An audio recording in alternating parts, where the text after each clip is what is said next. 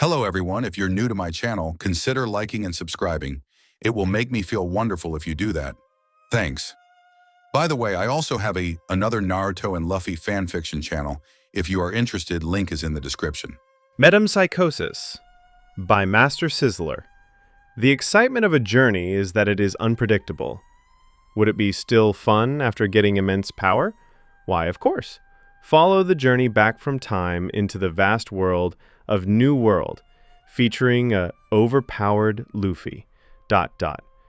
Brian McKenzie, Warlord. Zach Travis, Warlord. Garrick Russell, Warlord. Ben Brownlee, Warlord. King Nemo, Warlord. Tristan Ward, Warlord. Adios. Ah, he is the real Straw Hat Luffy. We have been messing with the wrong guy, the impostor pirates shrieked in fear. Don't get discouraged.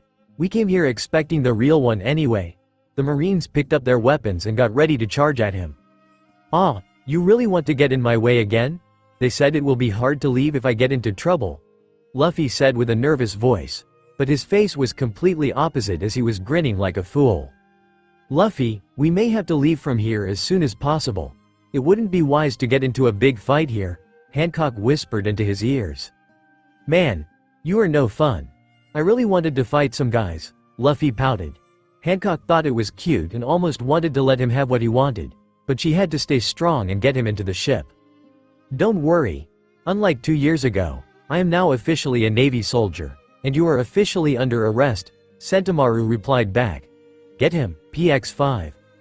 The Pacifista shot out several laser beams at Luffy, who dodged it with minimal effort. Too slow, he said. The Pacifista charged at him, but he vanished from where he was. The Pacifista skidded to stop, searching for Luffy. He appeared above the Pacifista with stretched hand. Gomu Gomu no, rifle, his hand shot at the Pacifista at impossible speeds, hitting it in the head. There was a pause in the area as the Pacifista stayed in air for moments before it crashed in the ground, making a huge crater in the place. It dug down about 30 meters into the ground before it exploded, making the place fill with smoke. He didn't even use Haki. How did he do it? Is it all just his physical powers? Sentomaru said, shock evident in his voice. One hit? In such a large explosion? The pirates who were gathered at the place yelled together in shock. They haven't seen someone with this much power. Just a simple punch was able to take down something that easily took down pirates who were worth 100 million. Shi. Later then, I think I will be seeing you again probably, Luffy said to Sentomaru as he picked up the bag and started to run away from there, with Hancock following him. Hey, Luffy. A voice called out from a distance. Luffy grinned as he recognized his voice. Luffy. It was you. Why are you always in the middle of some problem? Sanji yelled, but there was no anger present in his voice. You. Zoro. Sanji. Long time no see. Luffy had already sensed them when he entered this island, but meeting them was a very happy occasion. That's Roronoa, Zoro and Black Leg Sanji. I knew it, they are alive, Sentomaru said. PX7, stop them. PX7 jumped in front of Zoro and Sanji and charged its laser. But it couldn't attack them as they were faster. Sanji vanished and charged into the Pacifista, and Zoro unsheathed his swords and swung at the Pacifista. Zoro cut the PX7 into several horizontal pieces and Sanji's vertical kick broke those pieces and crushed them into pieces. There was no indication of a robot being there as there was only a big pile of metal left. The shocking part was that this all happened into seconds, as it took some time for many to even process what happened. Sentomaru was the one who was shocked. She had expected them to be powerful, but never did she think they would be so powerful to make something which was very strong like Pacifista into a pile of garbage. I cut him, Zoro said. I made it into that metal garbage, Sanji argued. Hancock's sweat dropped as they both were correct. It's the Straw Hat Pirates. The pirates screamed. They're definitely real this time. They're nothing like the imposters. They just witnessed a giant robot turned into a metal pile. though none of them were able to comprehend what really happened in between as it happened so quick. "Who is that Luffy?" Zoro asked, pointing at Hancock, who was still wearing her mask and cloak. She. Surprise. It's our new crewmate. I will introduce when everyone is present in the ship. Luffy laughed. Zoro nodded. His captain was special when it came to picking up crewmates.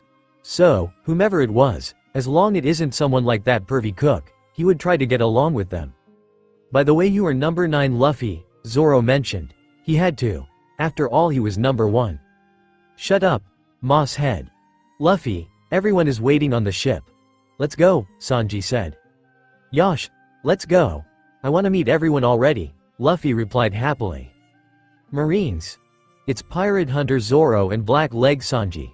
Though he isn't anything like what that poster looked. But everyone get ready. The whole crew is on this island. They all are alive. Let's capture them, a Marine captain yelled. Luffy started to run, but immediately paused when he sensed something. He had felt that aura several times. He turned and faced the direction of the aura. Rayleigh was sitting on the hilltop, looking down with a huge smile on his face. Rayleigh, Luffy shouted in joy, his golden rings brightening. The rest of the crew also stopped, and they smiled at the scene. I came to see how powerful you have become. I can safely say you are more than ready, Rayleigh said with a grin. Your powers are even more refined than before. Yeah, Luffy confirmed. He had trained, of course. Rayleigh then looked at the masked person, of whom he knew the identity. I am happy that you decided to do this. You will need this for yourself. Go? The sea is calling you. Hancock nodded, silently thankful that the mask was covering her face. It wouldn't be good for the world to see her becoming all teary. Thank you for the 2 years, Luffy yelled with a grin. Haha. It's out of your character, hurry up and go, Rayleigh laughed. Rayleigh, I am going to do it. Luffy looked up. The whole plaza became silent. Wind whooshed and his cape fluttered in wind as he adjusted his hat. His eyes burning with determination, glowing an ethereal glow. I'm going to be the king of the pirates, Luffy shouted. The whole plaza seemed to shake. Marines seemed to be struggling to even stand. No one but Rayleigh and his crew noticed the soft glow of Luffy when he declared his dream. Zoro and Sanji smiled. It was their captain's dream, and they would be standing with him when he achieves it. Hancock smiled as well. She would always stand by his side. Rayleigh's eyes glistened. He knew Luffy would do it. He would achieve this and more. He felt proud that he took such a person as his apprentice. He may be feeling sorry for his future opponents, probably. Luffy picked up his bag and started running again, his crew following him. The Marines started to follow them, but a huge wind cut divided the land into two, trapping the Marines on one side. Dark King Rayleigh, the Marines yelled as they saw the man standing on the other side of the line. It's my apprentice, farewell. Don't spoil the fun, Rayleigh said, his face turning dark. I advise you not to cross that line. The Marines gulped and shivered at that tone. The Marines tried attacking the crew from other side. Oh, they have us surrounded it seems, Sanji commented. The Marines gathered up into lines, hoping to stop the pirate group from escaping. But they all started to fall on their knees collectively and started to mutter things. I knew you guys were behind this. Why are you still here anyway? Perona asked. She was floating in the air, holding a plush toy with several ghosts flying behind her, thanks to her devil fruit. Sanji immediately started dancing around here and trying to get close to her. Perona shrieked at the closeness that the blonde cook was exhibiting and moved away from him. Anyway, try to escape as soon as possible. First saw marine warships coming this way, Perona informed. Nami-san, Frankie-san, Robin-san, Usopp-san, Brook yelled as he jumped into Thousand Sunny. You really gave up stardom, huh? Can't believe it, Frankie laughed. This brings back so many memories, Brook laughed. On this occasion, Brook closed his distance between him and Nami. Can I see your pan? That's all he said before he was kicked on his face by an irate Nami. I didn't show it, Twao, just shut up, Nami yelled. Yo ho ho, my chest is shaking with joy. Not that I have a chest, Brook laughed, while convulsing in the deck. By the way, where are the others? Chopper went to get everyone else, Robin said. Hey, Chopper yelled enthusiastically, Luffy, Zoro, Sanji. He was very happy to meet the actual crew. He was flying on the giant bird which he helped during his stay on the island. Whoa, Chopper. Luffy laughed. This is my friend. Get on. Let's go to ship. Everyone is waiting, Chopper said. They all got on the bird, and it took off into the air. They reached the ship pretty quick. Hey, everyone, I brought them. Chopper yelled as they descended down on the ship. Luffy was sporting a huge grin on his face as he jumped down onto the deck. You guys look more like men now, Frankie commented as he laughed. Luffy, we missed you, Brook and Usopp cried. At last, we are all together. Hey! Nami shouted in joy. Robin smiled widely. Unfortunately, Sanji couldn't handle this as he fainted with blood sprouting off his nose. Sanji! Chopper yelled in concern. Nami went and hugged her captain tight, while the person near him silently fumed. She was also nervous. Seeing all these guys, who had spent their time together a lot, made her nervous that she wouldn't be accepted within the crew. Frankie. You. Luffy had stars in his eyes as he saw Frankie's new transformation. You. I don't really get what this is about, but save it for later. There is a warship that's approaching us, Nami yelled. Luffy stopped the warship he was doing, immediately turning serious. Oh, they want to stop us? Luffy's tone made everyone there shiver. This was something new, the Luffy they knew would have never talked like that. It only intensified at the look on his face. His eyes were glowing with power. One of his irises was black while the other one was white. I will show them what it means to oppose us. He raised his hands, black substance coating it. It looked like flames dancing on his arm. Death Rush. The black flames left his hand at hyper speeds and hit the marine warship. Nothing felt like happened at first, but then the whole ship exploded in flames, which also was black.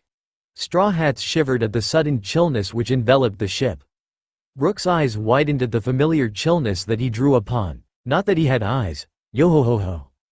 The marine ship entirely sunk into sea. No visible survivors.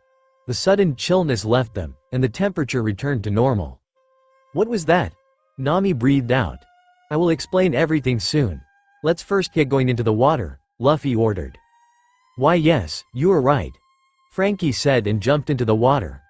Others started doing the preparation, all while somehow completely forgetting about the stranger that was on the ship. Did you guys defeat every marine while on your way here? Usopp asked.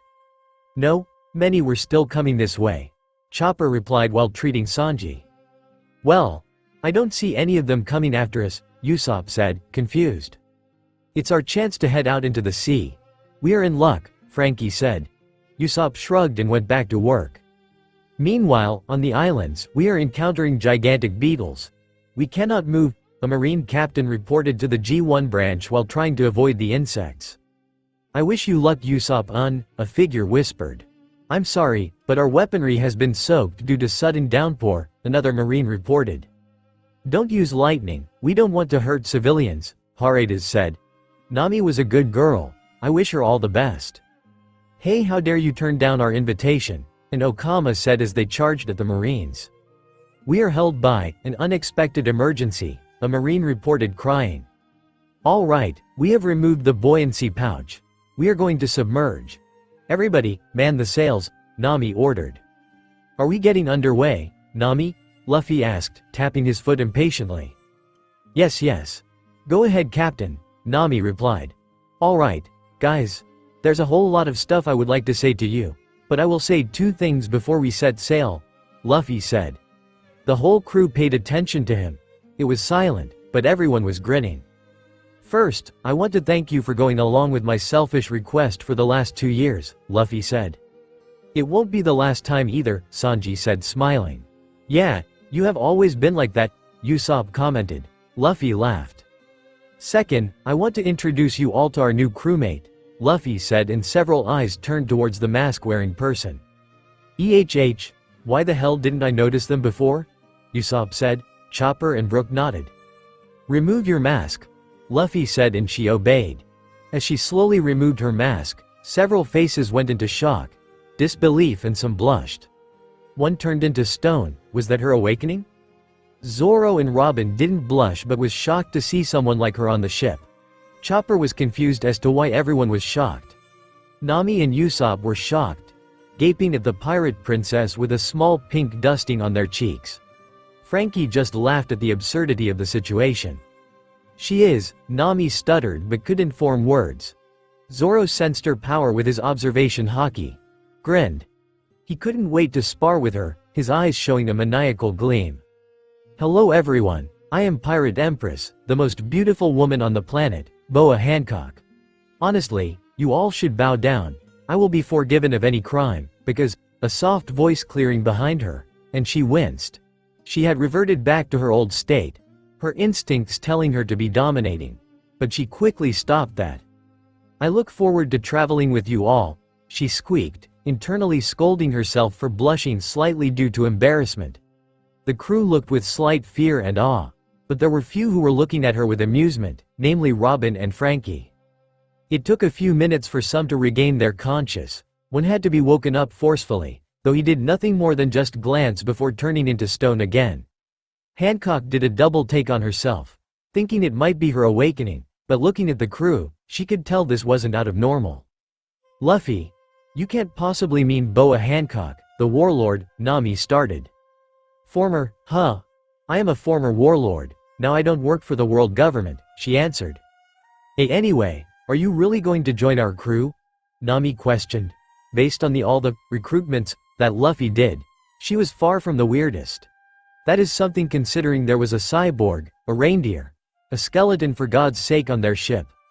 But she did question his ability to attract these kinds of people into his region, to say. Boa Hancock is considered to be one of the most powerful women on the sea. She is also the envy of many women as she is considered the most beautiful woman on the sea, which, after seeing her, many on the crew may agree. Yes, she asked me to let her join my crew, so I said okay. Luffy's voice broke through her musings. Of course, he would say yes. He tried to make a tree join his crew once, so of course he would accept the request of someone who is very powerful and beautiful. Did he fall in love with her? Nami didn't know, and she couldn't find any such signs on him as he was almost his goofy self, laughing and with his wide grin etched on his face. But she did look at the face of the Pirate Empress and saw her looking at Luffy with a wistful expression on her face slightly red, but the look on her eyes were very different. Interesting, Nami mused. This would be a good topic for them to talk during their private girls' session, assuming Hancock would join, that is. And she wasn't the only one thinking of this, as other female on the crew also picked up on the signs, and also, she may have come to a conclusion of what it is, but that wasn't surprising considering she was a scholar and an assassin. She could judge someone's emotions easily. As they were talking, the air in the bubbles slowly filled and now it completely enveloped the for submersion as conveyed by the navigator. Yosh! With that, Luffy took a deep breath, set sail to Fishman Island. He yelled and the crew cheered. The ship slowly sunk with its sails unfurled and started going deep into the vast ocean. Sabati Archipelago, Lawless Zone. Brother, it is hard to dig here, Caribou complained as he continued to dig into the place. It is to be expected as this place consists of lot of roots, Caribou replied as he watched the 5 kneeling figures in front of him. Please spare us, it's our captain's idea. He made us do this, they complained. They were the ones who belonged to the Impostor Straw Hat crew. Why do you think I joined Straw Hats? Caribou asked in a low voice, sending shivers down the members kneeling. They couldn't answer in the fear that he might do something. I wanted to kill them from inside, he answered his own question, slowly advancing towards them. He grabbed the face of the fake Sanji and slowly lifted him while enveloping him with mud, thanks to his devil fruit. Fake Usopp tried to stop it by firing his gun, but it was of no use since the bullet just sunk into him instead of harming him. He is a logia type, they yelled, realizing they had no way to harm him or escape from their impending death. Grove 46, we couldn't do anything. How many times do I have to tell you that? Sentomaru complained as the Marines were slowly cleaning up the aftermath of the recent fight. The Dark King stood in our way. Not even Uncle Kizaru could get past him easily. Some escaped in the distraction along with some fake Straw Hats. We captured the rest, Sentomaru continued his report. The Straw Hats severely damaged 2 pacifistas. It's the same prototypes that cornered them 2 years ago. Their specifications and strength haven't changed. But those pirates have. In the 2 years, they have grown much more powerful than we expected. Report this to the Navy headquarters. Straw Hats has made complete recovery and are entering into the new world. Somewhere in the Sabati archipelago, they are already gone, huh? Shaki said, smoking a cigar. Monkey-chan and others are much more mature and stronger now. You were watching? Rayleigh asked. Of course. I am their fan after all. She replied. Are you thinking about the past, Ray? Ha ha. Rayleigh laughed. I suppose so. Hey, that's a nice ship, a voice yelled across the deck. Rayleigh raised his head to see who it was. Huh? It was stolen. My house burnt down, so I live here, he replied. Really? What is your name? The stranger asked. Rayleigh raised his eyebrows at him. Really? I am Roger. This meeting is fate. Rayleigh, let's change the world together, the man laughed. The world? Who do you think you are? Get lost, Rayleigh laughed. Maybe, there is no coincidence in this world. Maybe everything that happens is inevitable. Luffy has grown much worthy of that hat. It might not be a bad thing, to live just a little longer. Rayleigh teared up. Shaki smiled. It was true, they would try to live a little longer. Beneath the seas of Sabati archipelago, we are already far below the surface. Robin commented as she looked around to see various sea creatures swimming around. We are sinking deeper and deeper. Are you sure water won't get in? Chopper commented, worried about the potential of drowning deep under the sea. The world of people seems so far away that it makes me nervous, Nami said. The ocean is so pretty, Luffy commented. These views were very similar to the memories and visions he experienced previously. He couldn't completely understand how it seemed so similar, but he could tell it was somehow related to him and this journey that they were partaking. Zoro tried to catch his face by slicing through the bubble, but he earned a bump in his head, courtesy of Nami. Robin questioned about the strength of the bubbles, which Nami explained, you can even shoot cannonballs or Sea King attacks and the bubble won't burst. We just have to be careful not to put too many holes, otherwise we should be fine. Oh, then we can't put too many holes, huh? Sad. I wanted to catch a lot of fish for future consumption. Luffy pouted. Though, by the thought of food, he remembered something. That's right, since Sanji is down, we can eat the food cooked by Kuja pirates, Luffy said, and the crew cheered at the thought of food. Hancock stayed silent, awkward being at a strange place and not being used to people around her being so cheerful. There is something I want to tell you all. Frankie started. Everyone became silent, apt with attention, listening to their crewmate. Hachi suffered injuries while trying to defend our ship, same as Duval, Frankie started. He got severely injured and had to go back to Fishman Island for treatment. That is also why he couldn't come to help us guide these waters. Many of the crew looked somber at this. They were sad and happy that the ship was at good hands, but those who defended at their sake got hurt badly. That is not all. There is another person who defended our ship. The man who sent us away 2 years ago, one of the 7 warlords of the sea, Bartholomew Kuma. Sunny didn't even have a scratch on her, Frankie said. As many of you may have figured it out by what Rayleigh said about him, he actually saved our lives. I am grateful for it, but I don't know what his motives were doing so, Zoro commented. I hope we find out one day. Yes, but now he is just a mindless weapon of the Marines, Frankie commented with a slight bite in words. Big brother, Straw Hat's ship spotted dead ahead, Caribou said, bowing at a wrong direction from his brother. I can see that, hee hee. I guess we will get to meet them after all, Caribou commented, licking his lips with glee. How deep are we? Luffy inquired. He was looking around the deep with awe. He felt a strange sense of foreboding that something was about to happen. His haki stretched and he felt them. He felt a lot of auras coming at them. It was at this point that both Sanji and Zoro felt something approaching them. They were calm. Sanji sat up, playfulness and dirty thoughts gone. He wasn't being serious as he sensed that those auras weren't a match for him, but that didn't mean he let his guard down. The crew noticed the sudden shift. Robin narrowed her eyebrows and she felt it. She still had a long way to go to match up to Zoro and Sanji. Luffy, on the other hand, was completely otherworldly. Ready, men? Caribou yelled. The crew cheered. He would finally be a big enough pirate that everyone respected. But for that to happen, it'd be easy to just destroy that ship. But that's no good. No one would know who killed them. I will have their heads cut off and bring them back to the surface. Then the whole world will know my name. There's something at 6 o'clock. What is that? Usopp yelled as he noticed a shadow approaching them. "There is a ship behind us," he yelled. "It's headed straight for us." The massive ship collided with the Thousand Sunny. It started to push it aside due to the sheer force that it collided with. "They are gonna break up the bubble." "Who are they?" Nami yelled.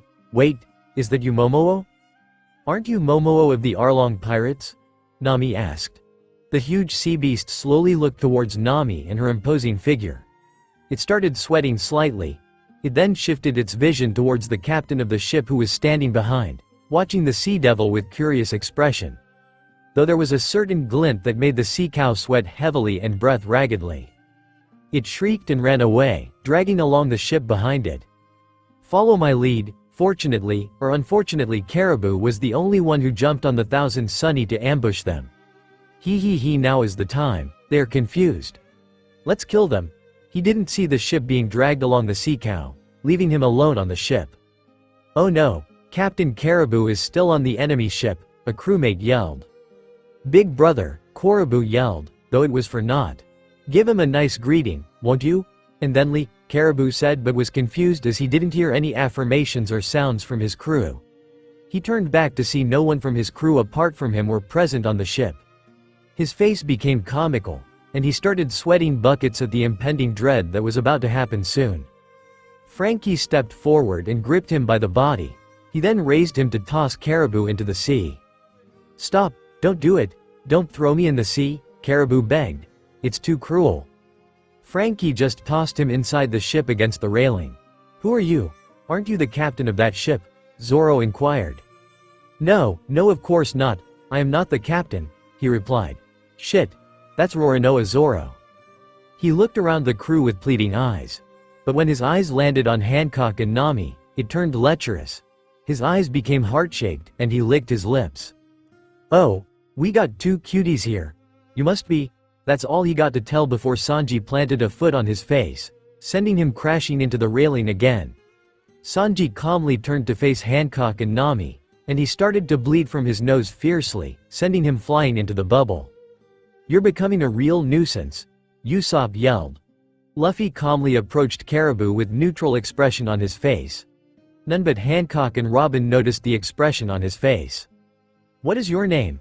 And why did you have that sea cow with you?" Luffy asked. I am Caribou, that sea cow.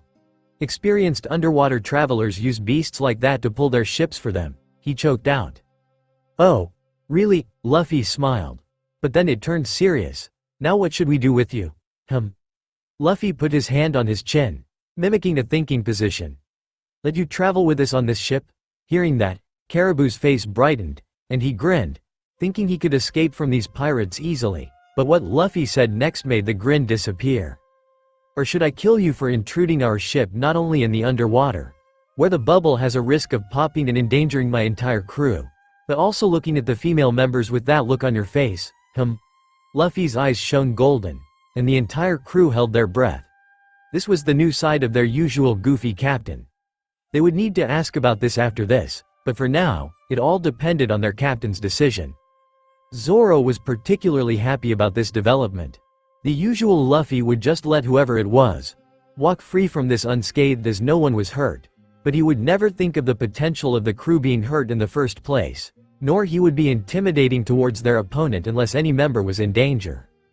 This behavior, while usually as fine as no one would hurt any crew, and everyone were stronger to defend themselves, but it failed to put an intimidating picture towards their enemies. It always presented a fun and weak-looking image to them. Caribou was sweating, his face drained of all blood, looking pale white. At the first instance, he thought the slim-looking captain, who obviously left a lot of opening for attacks.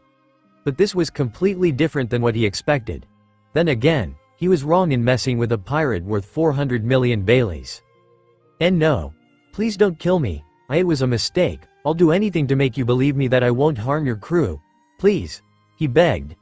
At this point, this was the only way he may escape. "Anything. Hey Nami, what should we do with him? I'll let you decide the punishment for him. Does he die or does he live?" Luffy turned towards her. Hey, you will choose the first option, right? Right? I get to kill him, right? How cool will that be? It's been too long since I have killed someone. I want to see him die, his blood flowing around, But no. No, that will dirty Sunny. I will do it outside in the water. Please can I do it? Nami gasped. Luffy's one eye was completely black, flames burning from his eyes. Bone-chilling cold enveloped the ship. "Oi Luffy, what are you talking about?" Usopp stammered out. Zoro and Robin's eye narrowed. Sanji took a deep breath from his cigarette.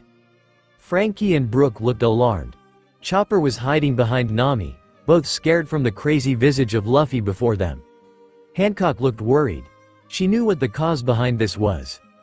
Even though he continuously tried to suppress this part of his newer devil fruit, it was hard to control with spiking emotions and his crew suddenly put under danger. This was one of the minor episodes, as he had much more violent ones in Amazon Lily.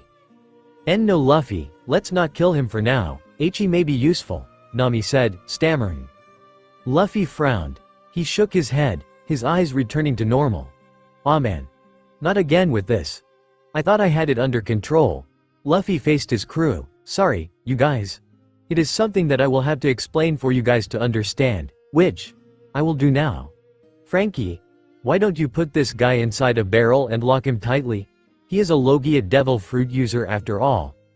Frankie nodded and did the same. Caribou looked relieved at the escape, though he was alarmed that the captain of this crew knew about his devil fruit. Frankie placed him at the back of the ship, where he wouldn't hear the conversations happening in the crew. He tightened the lid with sea stone nails, weakening the devil fruit user. Luffy hopped onto the higher deck and the crew gathered around him. They were wary and curious about the supposedly new power that Luffy gained in his new behavior. Where do I start? Luffy started thinking. It happened while I was in Rusukaina. I saw this strange fruit which I felt like it was tempting me to eat it. While I thought it didn't affect me much, it was certainly having some effect in my emotions. When Hancock's sisters were kidnapped by a pirate named World, I went to rescue them, where I killed him in rage. That's where I realized this fruit was having much more impact on me. I was certain at this point that it was a devil fruit. Robin's eye widened, so did Nami's. "Don't tell me." "Yes." After consideration with Rayleigh, who also revealed something else about my original devil fruit, said it was a risk that I could take. So, I ate the other devil fruit. Luffy rubbed his hand on his neck nervously. "But how are you, still alive?" Robin said. "I have come across rumors that people who eat 2 devil fruits will die a gruesome death, immediately after consumption. So how did you?" "Yes, about that. It has to do with what the devil fruit was. It anchored myself to the living world, while my soul actually crossed the plane. So in other words, I am almost an immortal." Luffy explained. Everyone's eyes widened save Hancock, who already knew about this. "What is the devil fruit that you are talking about?" Robin asked, dreading to know the answer. "It was Hito no Mi, model, Shinigami," Luffy said, earning gasps across the deck. "While normally consuming this with any other fruit would have killed me, it has to do with my original devil fruit." "What? But, it's just Gomu Gomu no Mi, right?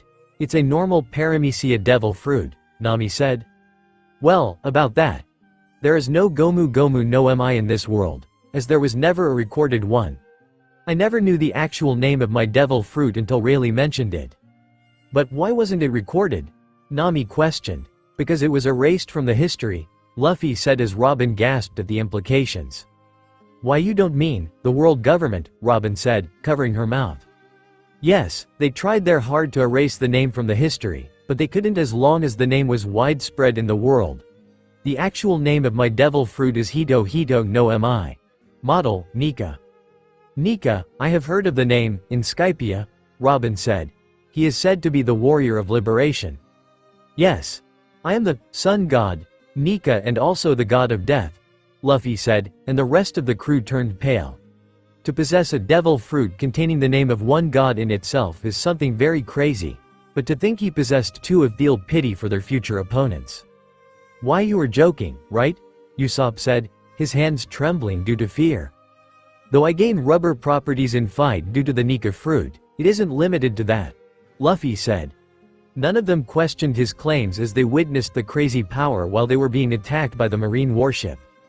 Those 2 fruit balanced out each other, creating a perfect middle ground for me to work in, though it does have certain drawbacks. As you witnessed a few moments before, I get all crazy with my bloodlust. And my morality doesn't really stop me from killing anyone who wishes to harm something or someone that belongs to me." His eyes gained a dark look, sending shivers upon the spine of the crew. "That explains why I felt similar chills to when I used my devil fruit," Brook said. "Anyway, it is not something you have to worry about, as I won't hurt any of you guys." Luffy smiled, and the crew felt assured that it was true. Their captain would never hurt them. Zoro grinned, his captain having 2 devil fruits and being almost immortal would make their journey easy, but that is not what he would want. He will have to train harder to catch up to his captain so he could stand by his side fighting the monsters of the new world. "It will be harder journey from now on, but I promise I will do everything in my power to make sure no one hurts you guys," Luffy said with determination in his voice. The crew grinned. "Everyone should put on a coat, it will get cold soon," Nami announced. Usopp and Brook ran off to get coats. Chopper smiled as he had natural coat on his body protecting his body heat from escaping. Robin also went inside along with Nami to get coats. The rest of the crew had no need for coats as their skin were pretty resistant to heat and cold. Luffy questioned Nami about going straight down into the ocean rather traveling along the sea currents. Nami explained that going straight down would only cause their demise as there are active volcanoes at the bottom of the sea. "I heard that deep current flows near the ocean floor. If it were to carry you all the way to the bottom, you wouldn't see the light for 2,000 years. Brook explained, shocking the members of the crew, but it only made Luffy more excited about the prospect of adventure. Nami wanted to explain about the sea currents which helped them to carry the ship to the bottom of the sea. But the rest of the crew shrugged it off with comment of a mysterious current, infuriating Nami. They then saw the downward flowing waterfall which is supposedly a part of the sea current which they were traveling in. "Hey Frankie, are you sure it's okay to go into this current?" Nami asked nervously, looking at the big waterfall leading into darkness. "Don't worry, Thousand Sunny is a ship made of jeweled tree atom wood. It is the ultimate ship," Frankie grinned. Luffy sensed the oncoming threat, although he already kind of knew what was going to come, certain that those memories giving him insight on what was about to happen. Hancock was the next to sense it, judging by the way her body stiffened ever so slightly. Zoro and Sanji also seemed to sense something, as Zoro calmly placed his hand on the sword hilt and Sanji woke up from his supposed rehabilitation from not being exposed to girls for 2 years. "Oi! Look down below, there is something there, a monster," Usopp yelled in fright. "That's a kraken," Nami gasped. Usopp and Chopper ran around the deck yelling in fear. The kraken was a large octopus-like creature, though each of its tentacles were about the size of 100 elephants put together in a stack. Luffy's eyes got a glint and Hancock noticed it. She could only sigh as the glint was no good. She could barely guess what Luffy wanted to do. "Whoa, that's big. I got a great idea. Let's tame it," he grinned. Some cried in shock, others just smiled at the usual craziness of his. Nami tried to hit him in the head for his crazy idea, but he was taller than he was before the war, so she could only hit him in the shoulder, which still had no effect on him. Robin calmly started drawing the octopus. They heard commotion behind them. They looked back to see Momoa and the pirate crew coming at them at full speed. Before they could close in, a huge tentacle swung at them, destroying the whole ship at instant and injuring Momoa. Then the tentacle swung at them, aiming to break the ship like what it did a few moments ago. "Shit, it is aiming for us," Nami yelled. Luffy just grinned and raised his hand. The weapon, which he hadn't named yet, unusual for Luffy, popped out of his hand and became a staff. He held in hand and channeled his power into it, morphing it into a huge shield. He then threw it, which placed itself between the ship and the tentacle, stopping its attack completely without any harm to the ship. "Luffy, what is that?" Usopp asked, stars shining in his eyes. It is a weapon that I found in the island I trained on. I don't know what exactly it is as it could change into whatever I want. But it is a perfect match for myself as my powers can easily flow through it," Luffy answered. They all turned around to look at the kraken, which looked enraged. It started swinging all its tentacles madly, which could cause damage to ship. Luffy's eyes narrowed. "We have to stop and tame it before it could cause damage to the ship," Luffy said. "Nami, don't you have something that could create bubbles around us so that we could leave the ship without getting drowned?" "Yes, but how do you know about it?" she questioned. I don't know. I think I heard about it somewhere, he shrugged nonchalantly. Luffy, I am also coming with you. Zoro stepped up. I am too. I have to show how powerful I am to these beautiful ladies, Sanji swooned. TCH. No one needs your help, swirly eyebrows, Zoro barked. Huh? What did you say, shitty mosshead? Sanji retorted back. Before they could continue their argument, Luffy stepped in. Sure, let's go then. They all got into separate bubbles, which were an extension of the existing bubble around the ship. This would ensure they could move as freely in the water without the fear of drowning or devil fruit users getting affected by the seawater. Luffy, could you tie yourself to some rope so that you are anchored to the ship and don't get separated? Hancock said, voicing out her concerns. Nah, it's fine.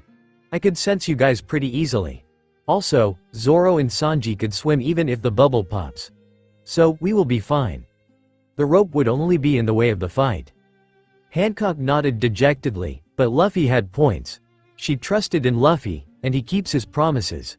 So, she was partly relieved. Yosh, then let's go and make that Kraken tamed to us.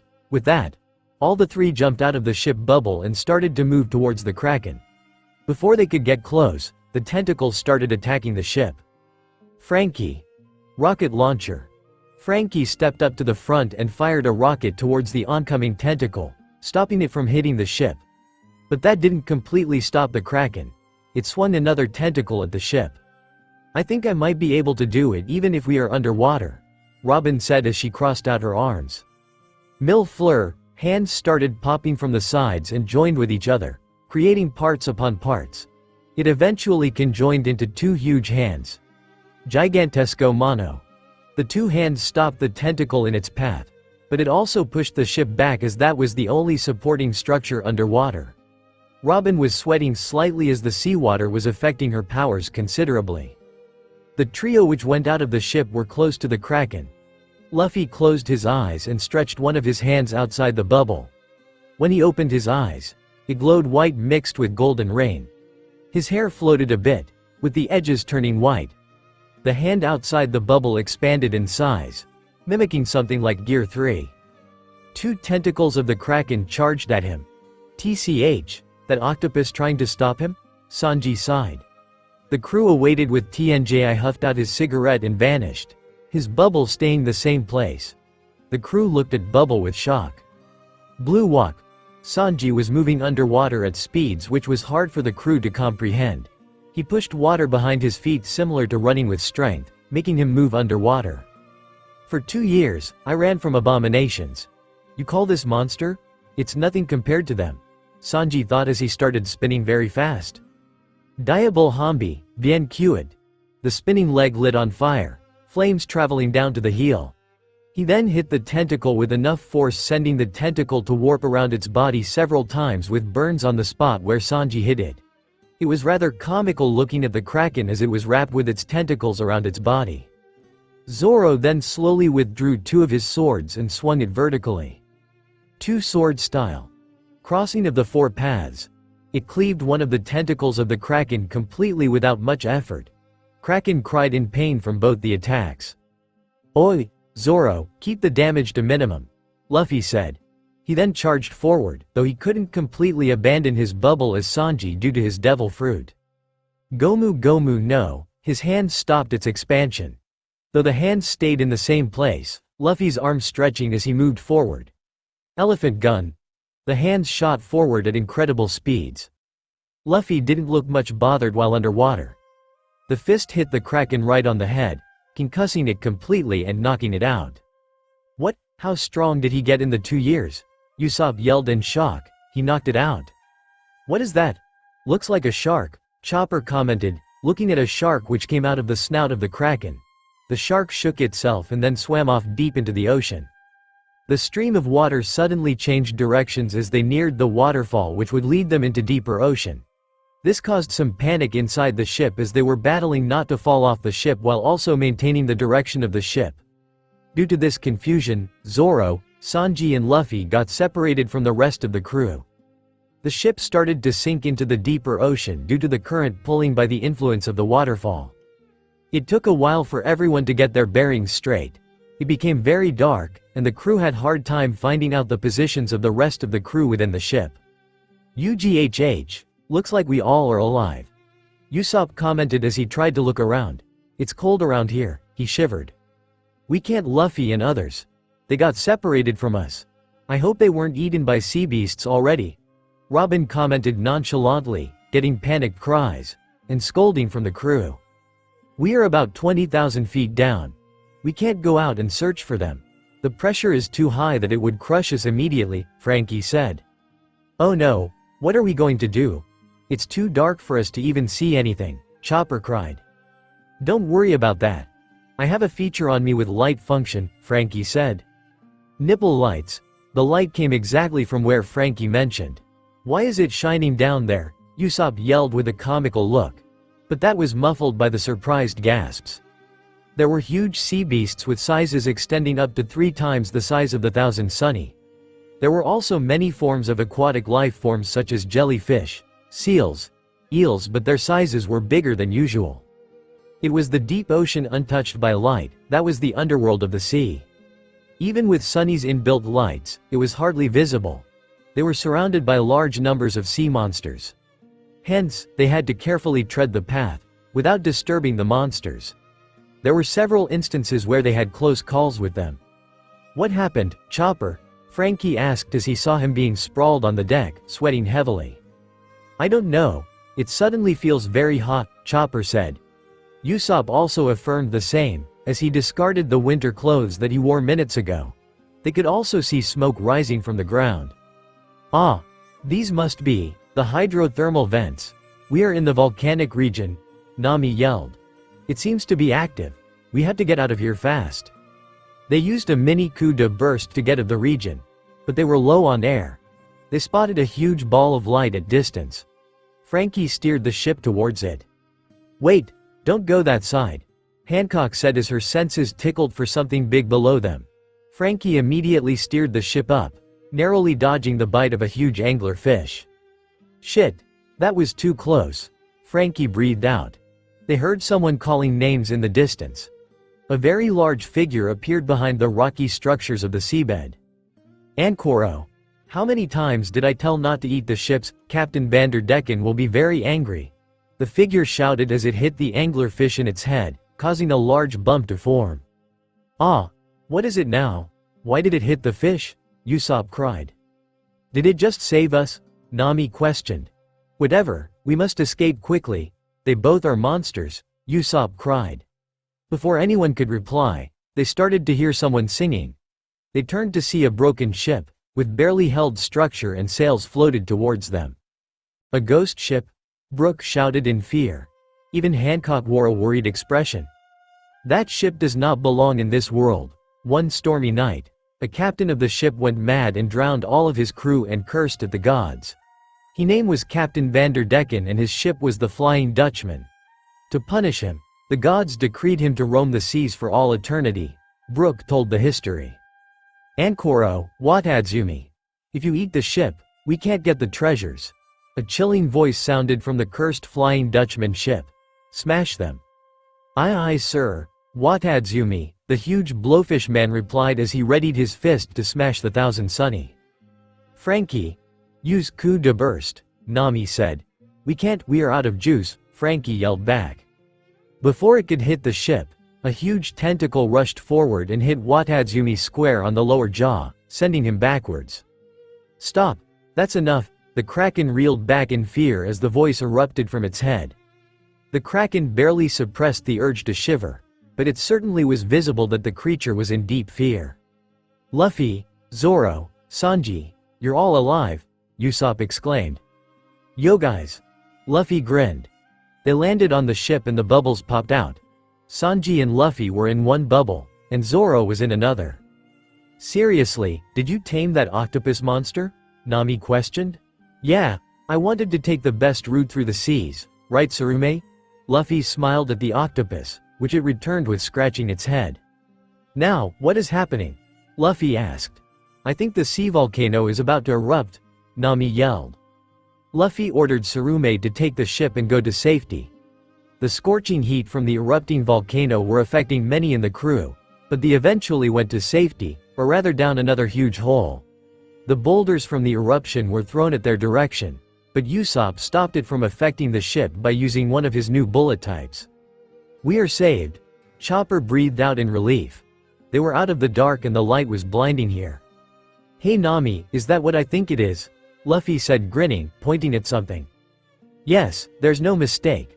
The needle is pointing that way. It must be the Fishman Island." "Whoa! It is surrounded by a huge air bubble. Maybe there is air inside." "The island of dancing mermaids. The home of beautiful mermaid princess. This is what I imagined about. We're finally here. The paradise," Sanji sang and his eyes were heart-shaped. He was starting to bleed from his nose. "How can you take orders from a mere human?" A voice rang out from the distance. Heads snapped at the direction. There were several sea beasts. But they weren't on their own.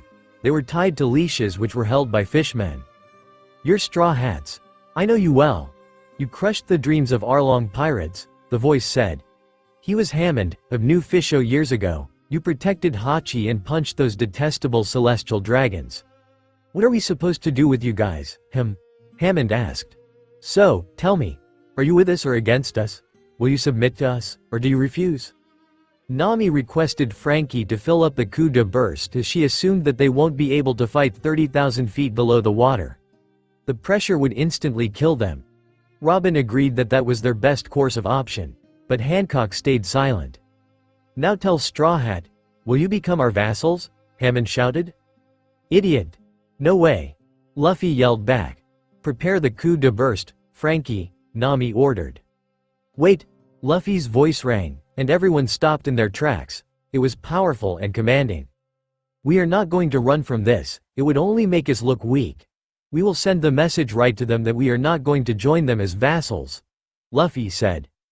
Zoro and Hancock grinned. Sanji just huffed, but he wore a slight smirk as well. Frankie and Robin also grinned.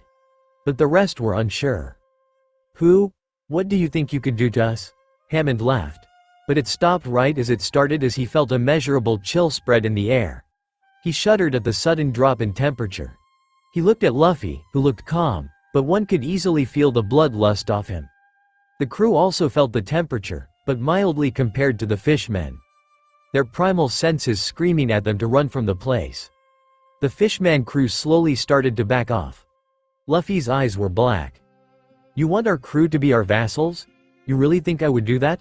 Luffy's voice was low, but it was cold. Luffy raised his hands and made a grabbing motion. Grim state. Soul destruction. A fishman near Hammond started to choke underwater. He thrashed and thwarted, but eventually he became still. Everyone understood what it meant. He was dead. "Why you? What did you do?" Hammond stuttered in fear. Why would I tell you that?" Luffy shrugged, staring at him. "You will pay for this, I will make sure," he yelled and retreated. Luffy just grinned. "Now, who wants to go to Fishman Island?" Luffy yelled, which was awarded with a crowd of cheers. The ship slowly approached the gate, which was guarded by 2 Fishman soldiers. The gigantic bubble enclosure was a marvel to look at. As the closed in, they could make out several places in the Fishman Island. "Stop your ship right there," a soldier yelled. Luffy jumped up on the figurehead while the others gathered around him on the deck. "What do you want?" the soldier questioned. Then the soldier noticed the Jolly Roger of the ship and his face paled slightly. This was someone who fought in the War of the Best 2 years ago. They would have to tread the roads carefully. "We want to visit the Fishman Island and explore it," Luffy replied with a big grin on his face. The rest of the crew murmured their wish as well. "We will have to relay this to the kingdom before you can enter." "Wait here," the soldier said and went to the gate. "Hello, this is the front entrance. The Straw Hat Pirates are requesting entry to the land for sightseeing," the soldier relied. "You can let them in. I'll inform the royalty. Make sure to give them clear instructions and rules about this island and the consequences of breaking them." A voice replied from the other side. "Aye, sir." The soldier returned to the pirates who were waiting. "You can enter the island. You can go through the island and visit places which are only allowed to visit for the humans. You shouldn't cause any harm to the citizens of the country or cause any ruckus. If you do, you will be executed by the royal army. Be warned." Luffy just nodded. It wasn't like he went looking for trouble, Totally he doesn't. The trouble just finds him. The gate opened and the ship entered. The Straw Hats entered the island. Their bubble was intact until they reached a shore of sort, above which there was air. Hence it took out the bubble. They anchored the ship at the harbor. Yosh, let's go and explore. Luffy jumped. Luffy, wait. We had to decide what are the things we had to do here, like stocking up on food, cola for the ship and buying dresses, Nami said. Ah, I don't want to go to shopping, Luffy whined. Then let's split up, I'll go with Luffy, Hancock said. Hancock-chan. Then I'll be your shining knight in armor. Sanji swooned around her, his nose slightly bleeding. He was very close to her, which earned him a kick in the face, sending him crashing into the ship's railings. TCH, don't come too close to me. You pervert. Only people I deem worthy could have that honor, Hancock said. Zoro whistled and smiled gleefully. That was a nice shot. It will hopefully teach the arrow cook a lesson. Huh? What did you say? Marimo, Sanji said, getting up from the crashed position. Who are you calling Marimo? Curly eyebrows. Zoro unsheathed his swords to fight. Stop it. Nami bonked both of them in the head, earning bumps. Don't start a fight now. Understood the Nami-san. Sanji started his swooning again. Hancock-chan. What a beautiful style even when you kicked me. You looked like goddess punishing his naughty servant. I wonder how you would look without the clothes. Hancock got a dark look on her face. You're creepy. One more word and you will find yourself without your mouth. Stay away from me, or else nothing will stop me from doing something to you. Sanji shivered at the glare that was aimed at him. Ha ha, I am just joking, G Hancock-chan, Sanji stuttered. Nami sighed. Alright, Luffy, Hancock. You two can go around the island and enjoy your adventure. Usopp, Brook. Buy cola and other things needed for the ship. Earning nods from both, she continued. Chopper and Robin can get the medicines needed if any and then explore around the island. Sanji, make sure the food is stocked up and then meet me at the town's marketplace. Hi. Nami-san. Sanji nodded vigorously. Zoro, go with Usopp and help them around. Zoro just huffed. Frankie, you take care of the ship now, we will switch it up after a while. I'll go and get some clothes from the shops. Her eyes gained a greedy look. Everyone could tell whoever the poor shop owner is. She will get a major loss soon. Far away, a starfish sneezed. They all dispersed. Luffy and a very happy Hancock started walking towards the coral structures that they could see in the far. One thing they noticed that the fishmen around them were giving them wide-eyed looks and they looked a bit pale and sweaty. Some looked with heart in their eyes, obviously looking at Hancock like a meat of a prey. But a glare from the pirate empress made them run away in fear. They eventually reached the coral structures, which looked like buildings for residency. They also spotted various mermaids at the distance swimming. Hancock silently fumed at the states of dressing. One glance at Luffy said that he wasn't even slight bit deterred from the usual facade of his. Luffy suddenly grinned. Hancock was confused as to why this happened. Did he see some mermaid who looked beautiful to him? Is he going to propose his love to them? Before she could panic about this situation, a hand grabbed her hand and started pulling her. "El Luffy? Where are we going?" Hancock asked. "To meet a friend," Luffy replied and started going faster towards the swimming mermaids. "Kami!"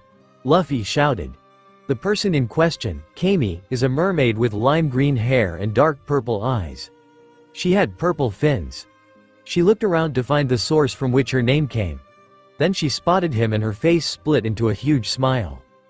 Luffy-chin. She immediately jumped up from the water and hugged him tightly, not noticing the shocked look from someone behind. The other mermaids around in the water started whispering.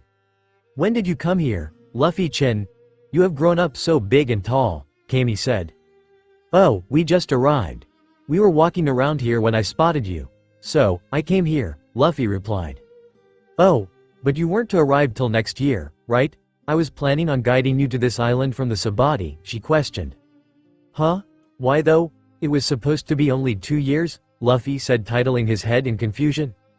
Kami blinked. And blinked again. Then she yelled, "Oh shit! I missed the date by 1 year." Which earned a laugh from Luffy and almost a facepalm from Hancock and other mermaids. "Oh yes, I should introduce you to my friends," Kami said. Everyone, this is Monkey D. Luffy, captain of Straw Hat Pirates, she introduced and Luffy waved at them. The mermaids looked at him waving and blushed slightly. They waved back shyly and some flirtingly.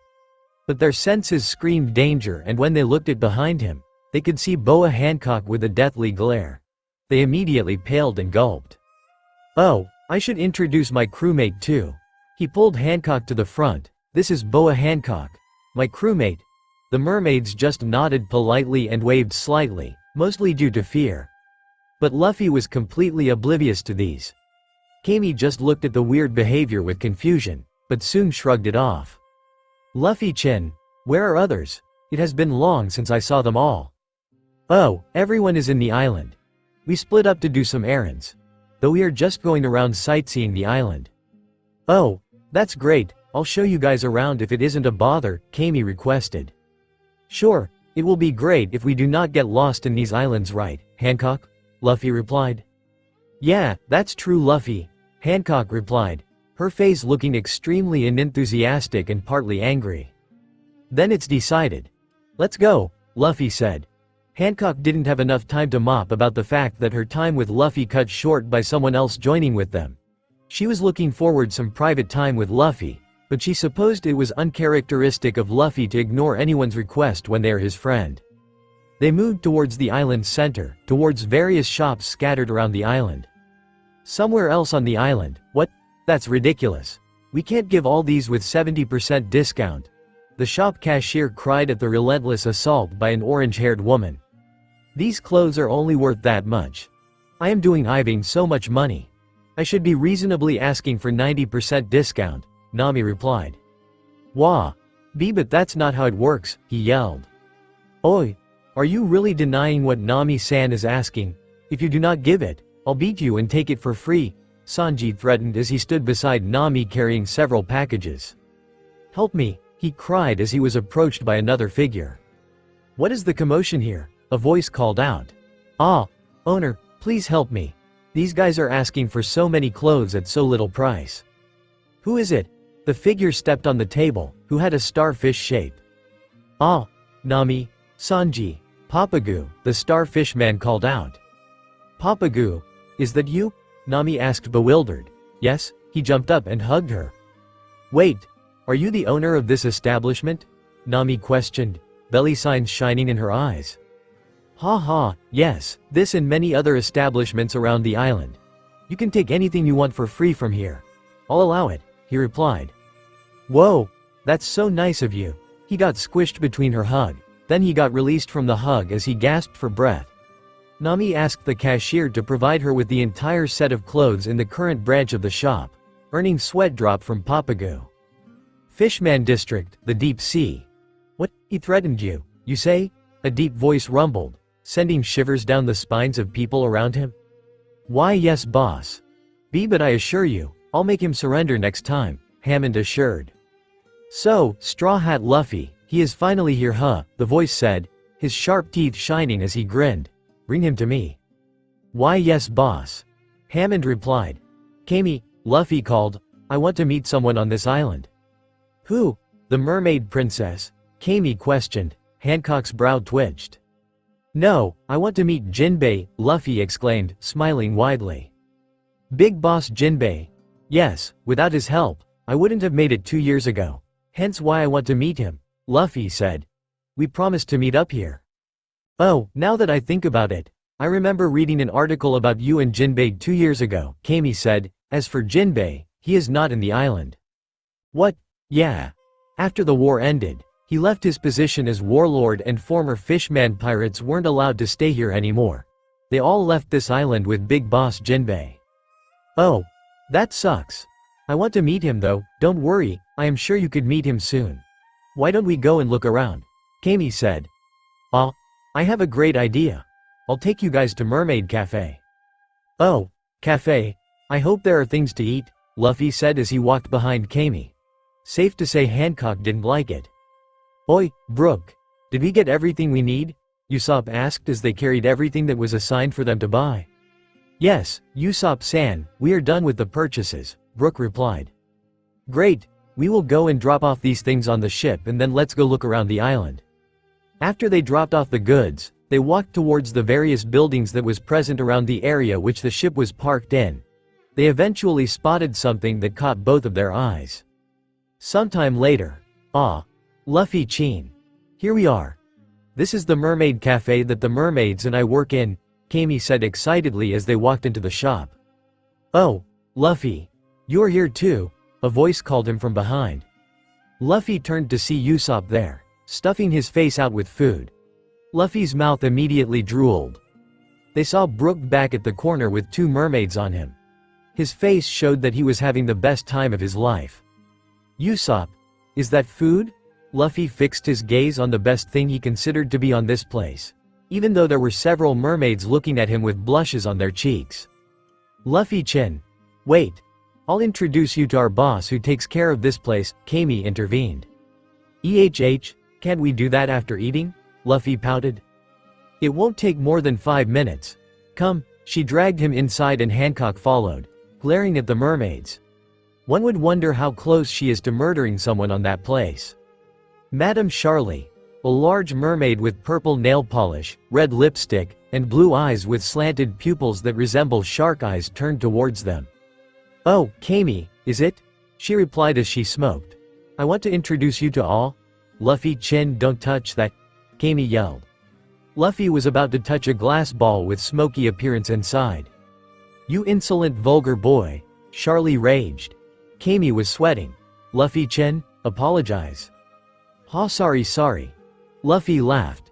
Kami huffed and continued. So as I was saying, this is Luffy Chin and that is Hancock Chin. Luffy Chin was the one who saved me from those slavers 2 years ago. Hancock's eyes widened. Now that everything was put into place, she could clearly see who that was. This was the mermaid who was captured by the celestial dragons, but was saved by Luffy.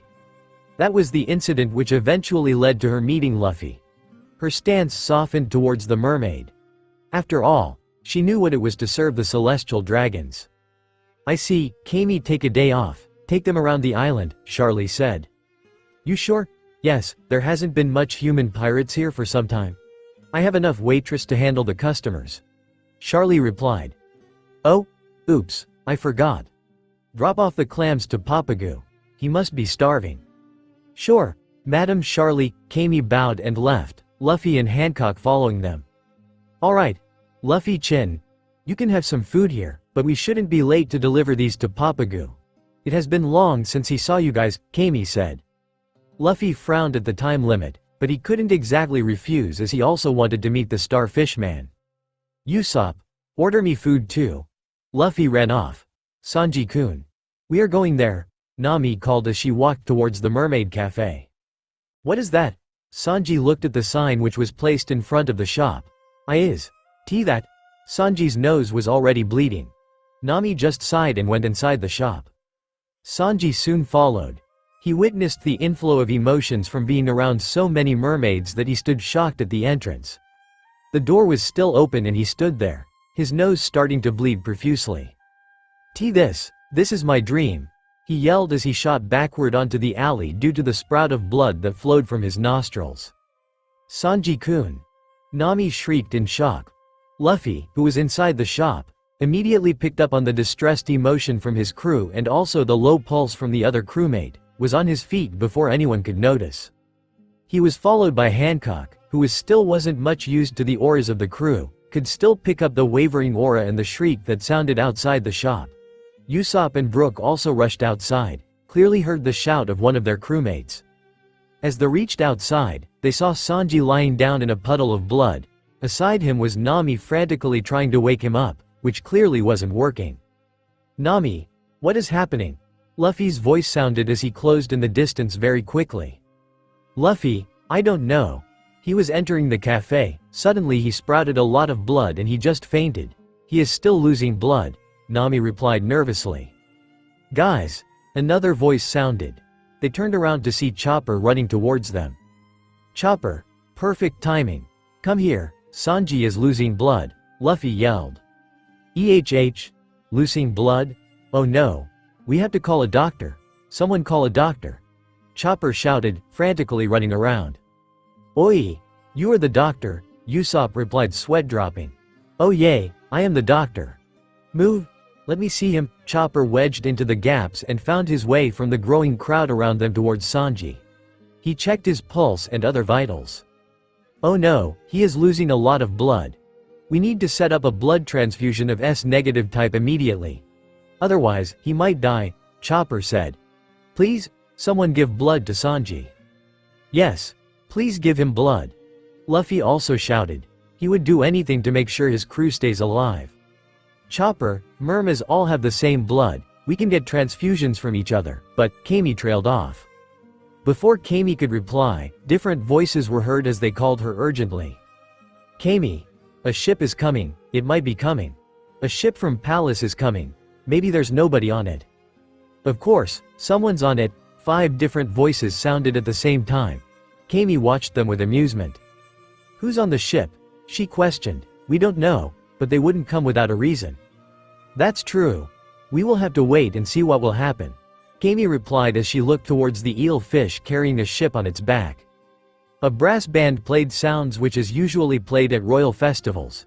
Their Excellencies, the Neptune brothers, are arrived. An enormous, muscular shark merman, with a wide chest and large arms stepped out of the ship. He had a long face, framed by wavy fair blue hair flowing down to his shoulders, a sharp and pointy nose, and a dot of some sort printed on the middle of his forehead. He has gills on his massive neck and stood tall with a long trident on his hand. Another extremely tall and thin merman and is the second tallest of his brothers. He has wide eyes, long wavy dark pink hair, and beaver-like teeth. He had 2 swords strapped to his back which had green handle. There was another one who had rotund, stocky and large figure with white polka dots littered on his red tail. He also had brown hair and red fins on his head. These 3 were from the Neptune family, who were the royal family ruling the Fishman Island. The first was Funikoshi, the eldest of the 3 and the crown prince of the Neptune family. The second was Ryuboshi and the last one was Manboshi. Fukaboshi stepped outside and came into view for Luffy and his crew as well as the mermaids to see. Oh, it's the princes, a mermaid shouted in joy. Are they important or something? Luffy asked. Kami explained about their importance. You there, a voice called out. Luffy looked up to see Fukaboshi pointing at him. Hancock slightly tensed as they had no idea why Luffy is being called right now. What? Luffy yelled back. Oi, you, don't you dare disrespect the royal family. Apologize immediately, a servant yelled. Stop. We don't want to create unnecessary tensions between us. It is fine. He is a pirate and this is to be expected. The prince replied and turned back to Luffy. We heard that you have entered the island. We also know you fought in the War of the Best along with Pirate Whitebeard. The only reason we have let you all inside the island is because of the respect we hold towards the great pirate. Else we would never have let pirates like you enter our land. Luffy stayed silent listening. His face betrayed no emotions and he just stared back neutrally. Be warned. If you harm anyone on this island, we will be forced to take action against you and your crew, Fukaboshi warned. Luffy was quickly losing patience as he wasn't in the mood to deal with these. A crewmate of his is dying and he has to find a way to get help. Alright, now that you said that, you could leave. We want somebody to help us give blood to Sanji, Luffy said. Ha ha ha. A coarse voice sounded from behind. They all turned around to see Hammond standing there, along with several other fishmen wielding weapons on their hands.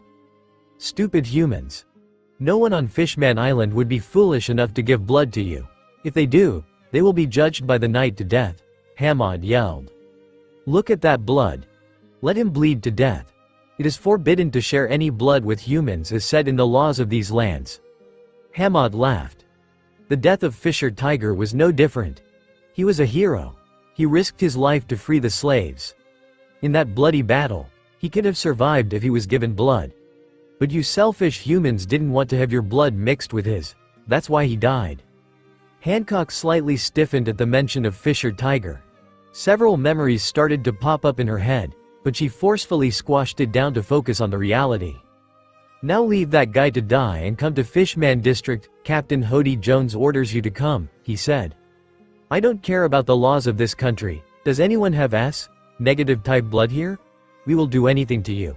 Please just save his life, Luffy shouted back. TCH. We will have to take them by force, Hammond said. Bayonet. A large net advanced towards them to capture them. Luffy's anger was barely simmering on the surface. But Hancock quickly advanced towards the three perpetuators. Perfume Femur. Her leg kicked them at high speeds, sending them flying backwards into the corals, knocking them out. Only one there was still conscious, though he was on his knees, breathing heavily from the blow. Hancock.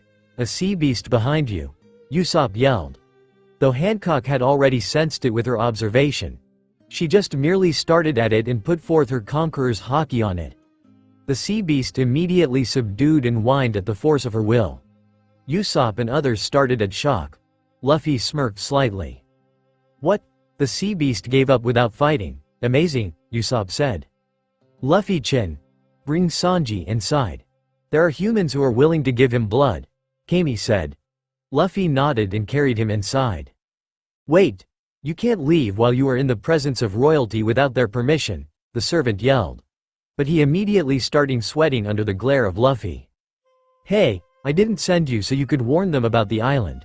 A voice was heard from inside. Yes, father. I apologize for that. I'll speak of the main reason why we came here, Fukaboshi replied. What do you want? Hancock stepped forward. Her face morphed into a fierce glare. Please, I don't mean any harm as long as you don't start it first. I came here to invite you all to the royal palace. Fukaboshi placated. What? Nami said, shocked. Kami and Papagu, who arrived at the place during the fight, gaped at shock as well. Yes, you saved Megalo, who is a very dear friend to my sister, the mermaid princess. He is a shark who got lost a few days ago. Our sister was inconsolable at his disappearance. He arrived at the palace this morning and conveyed the story to our father. He invited you all to dinner tonight, Fukaboshi said. Alright, but we have to save our crewmate first, Luffy said. Yes. I will make sure to send our transport vehicle to pick you up from this place once he gets better, Fukaboshi said. Luffy nodded and carried Sanji inside. Noah, the Fishman district, all hands on the oars, we are going to set sail now, someone yelled. Quietly. Oof. We managed to escape without them noticing us. Hurry, we gotta get out of this shitty place. I am never visiting Fishman Island again. We were surrounded by sea beasts 30,000 feet below. We had no choice but to become their henchmen or die. The captain of the ship, Crab Hand Hero said. They ran away, you say? Yes boss, they ran always, Dosun, they never learn, Dosun, Hammerhead Shark Fishman, an executive of New Fishman Pirates said. The humans run all the time, Zio, a Wabagong Shark Fishman replied. Ha, let's tear them from limb to limb, Daruma, Cookie Cutter Sharkfishman said. Muchi, then I will take care of them, Ikaro's Much, Giant Squid Fishman, who was another executive of the New Fishman Pirates said. Ha, fine.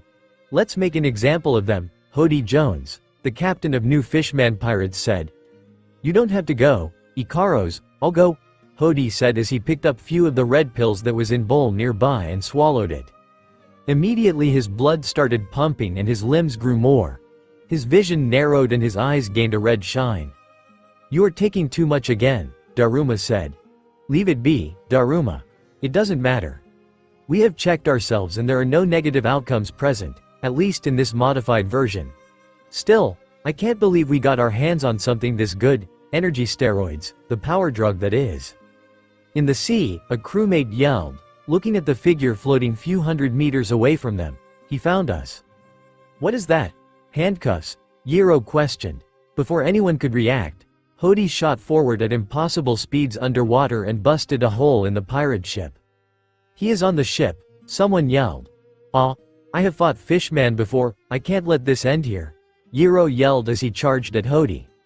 But Hodi simply bit off his crab claws, severing both of his hands.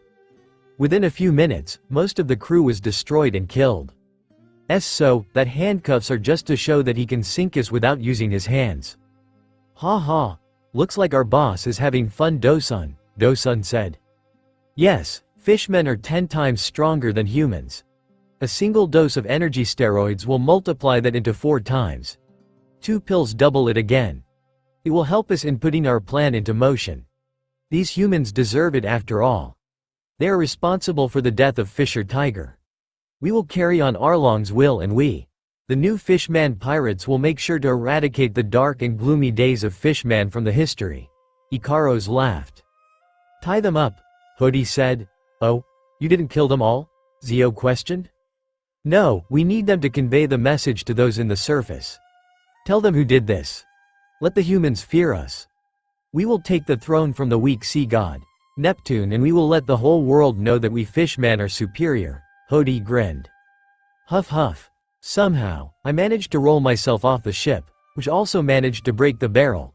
Caribou sighed. He looked around to see that he was in a coral region, which he supposed was in the Fishman Island. He couldn't exactly hear what the crew were speaking, but he did hear the yelling and the threatening that happened with the Fishman before they entered the island. He was terrified about the straw hat-wearing monster. Even the mere gaze held something far powerful than anything he had witnessed before. If anything, he would want to escape from this place without getting in the way of them. He spotted a pool with several mermaids swimming. His eyes gained a predatory look and unsettling glee shone in his eyes. Mermaids. He slowly closed the distance between them. He was thankful that the sea stone nails in the barrel didn't touch him in any way, only weakening him slightly. He did need his powers to do what he wanted right now, after all. The mermaids were on the shore, playing with each other. They didn't notice Caribou as he closed in on them. He raised his hands, realizing swamp mud all around the place, surrounding the mermaids. Then he made the mud slowly move towards the mermaids, thanks to his devil fruit. When the mermaids did notice the mud flowing towards them, they tried to jump around and escape, but it was for naught as they were completely surrounded by the swamp mud. They slowly started sinking down into the mud. They tried to yell for help, but they were swiftly silenced by Caribou. It's too late, you can't escape, he laughed. It's a muddy bottomless swamp. The more you struggle, the faster you sink. These mermaids sell at the human auction houses for 70 million each. I guess I should be thankful to the Straw Hats for these.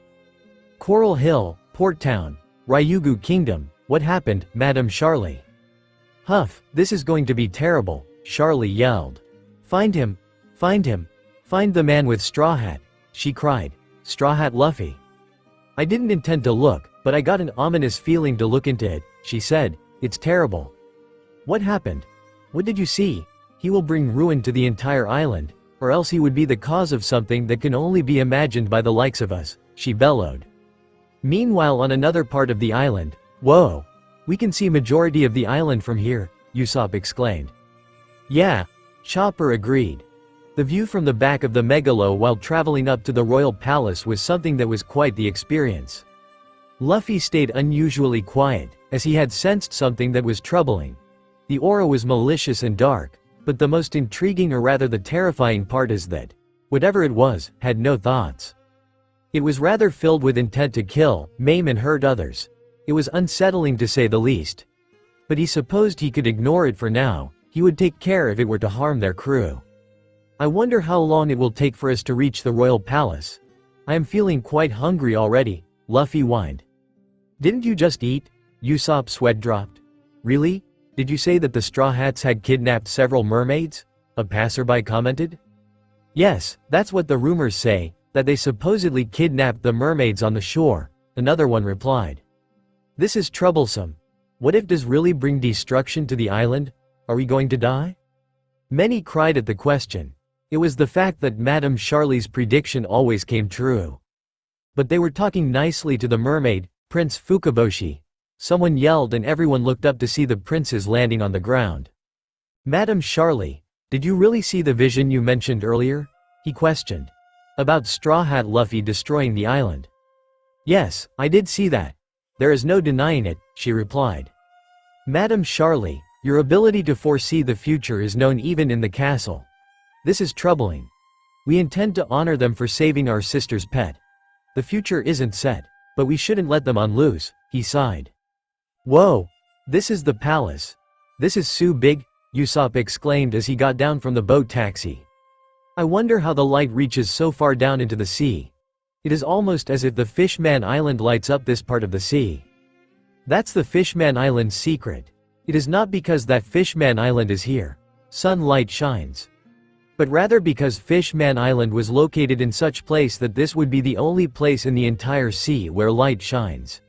A deep, guttural voice sounded from behind. Usopp screamed and turned back to see a giant-sized and muscular coelacanth merman standing proud with gold crown donning his head. He wielded a huge trident with gem fixed along the shaft and red poised tips. Announcing, His Majesty, King Neptune, a soldier announced. However, no one batted an eye or bowed in respect to him, just staring and weeing at the huge merman. Bow before him, he is the king of the Fishman Island, the soldier screamed. But Neptune raised his hands to stop him. There is no need.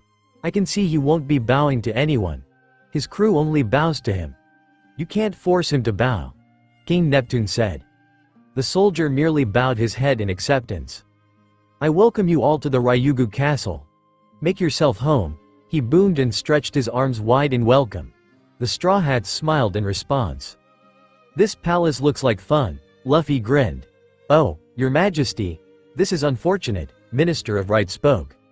You brought our guests, we just received word from Prince Fukaboshi, the Minister of Left said. What did he say? The king questioned. Where did Luffy go? Nami questioned. Hancock immediately stretched her haki throughout the castle. She found Luffy lurking around the west part of the castle. She then relaxed knowing that he was still here. Don't worry, he is in the castle, Hancock replied. Others shrugged, knowing Luffy wouldn't stay in one place when he is bored. The palace was huge, but with Luffy's excellent smelling sense, especially with meat food, he had no trouble going around it.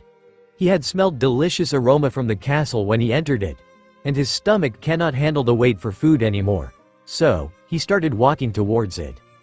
He stopped in front of huge doors, made out of steel. It had several axes hanging off of it and it was dented in multiple places. He sensed something very powerful beyond the doors. If his memories were to be correct, it was the mermaid princess. But he wanted to check anyway, so he entered the room. What he didn't remember was how the princess looked. The room was completely dark, but for Luffy, the light, he walked on a smooth, bouncy surface. He didn't understand why this place was so bouncy. But his excitement got better of him and he started bouncing there, eliciting squeaks and moans from the other side of the room. He then recognized the owner of the sound, but he remained quiet as he couldn't sense if she was a danger or a friend. Is someone there? Came out a low-pitched, feminine voice. She sounded young and vulnerable, completely opposite to the power she held. Lights were turned on and Luffy saw a huge mermaid with the hair tied to a bun. She was sweaty all over the body. Why are you stepping on me? She questioned, though that came out as a bunch of stutters due to fear. Who are you? Oh, a huge mermaid, Luffy exclaimed. Have you come to kill me too? I am not afraid. I am the daughter of King Neptune and a princess, she yelled. And she did the exact opposite thing one would expect from someone who just said they weren't afraid. She started crying. Dad, brothers, help me. Deep under the sea, Wadatsumi, did I get an answer yet to my letter to Princess Shirahoshi? Vander Decken yelled. Not yet, Captain, he replied, cowed at the fear. How many years have I waited for her answer? For about 10, and yet she hasn't bothered to reply me. It's all that Neptune's fault. He is planning to marry off Princess Shirahoshi for political reasons, I think, Vander Decken ranted. Why else would he imprison her in that tower for 10 years? I guess it is time for me to send her another rose axe. Vander rose from his seat and took a double-edged axe with a rose symbol etched to its middle. He held the axe in his left hand and threw it with as much force as he could muster. The axe spun at high speeds, heading towards the royal palace. Princess Shirahoshi, you are destined to be mine and mine only.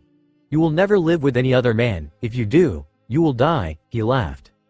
Ryugu Castle, the kingdom of Ryugu. Wah! It came from the shell tower, a guard said.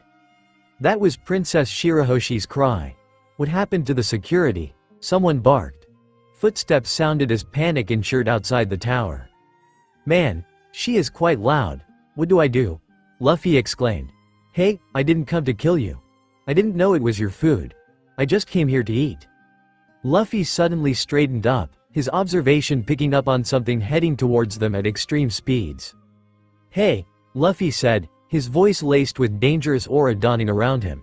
Shirahoshi immediately stopped crying, looking at Luffy with fearful eyes.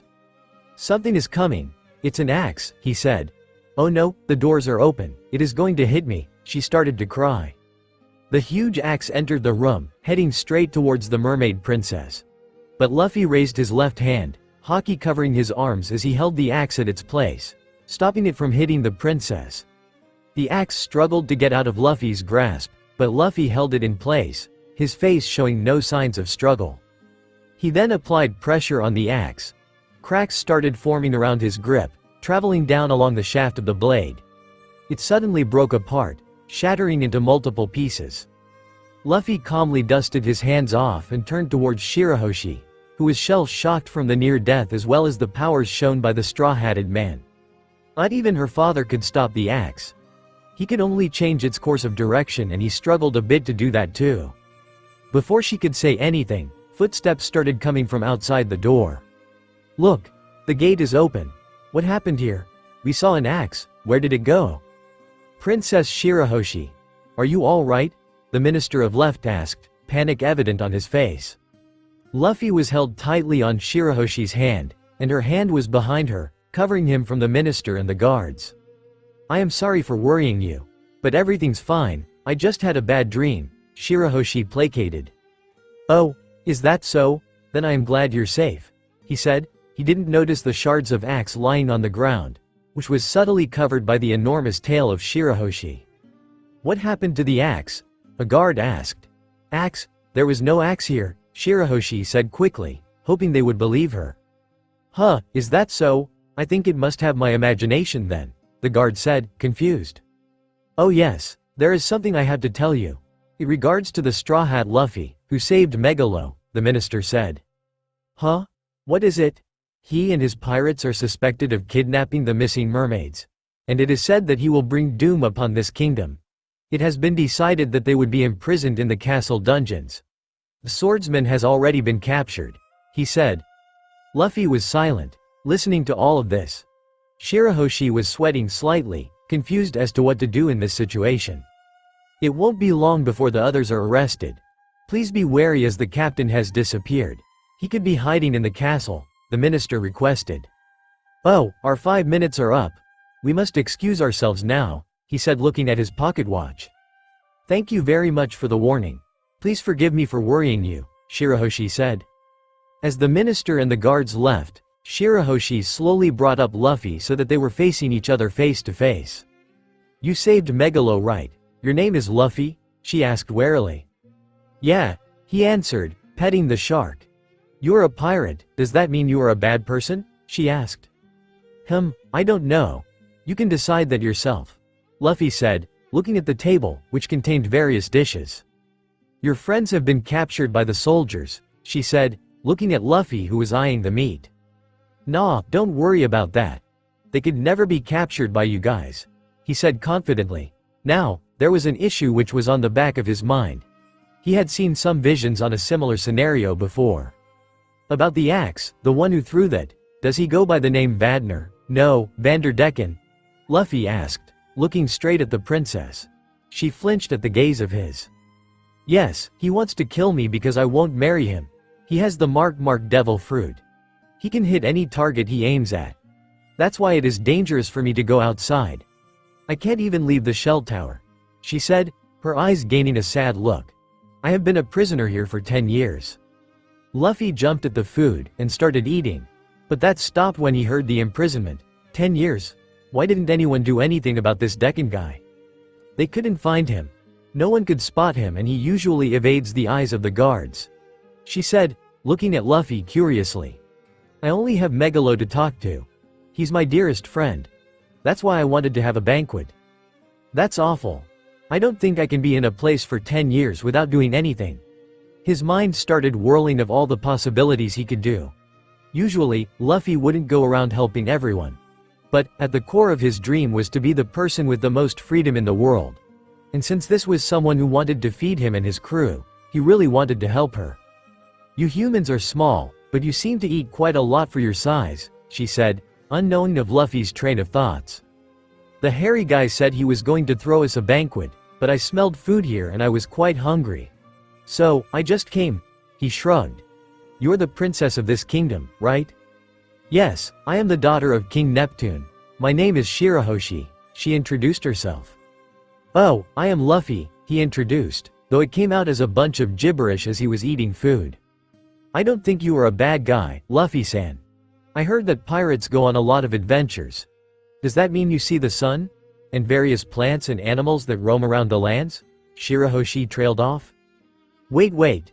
You are asking too much questions, I am eating. Luffy said, can't you see that? Wah! Don't yell at me, Luffy-san. Shirahoshi started crying. Luffy's sweat dropped.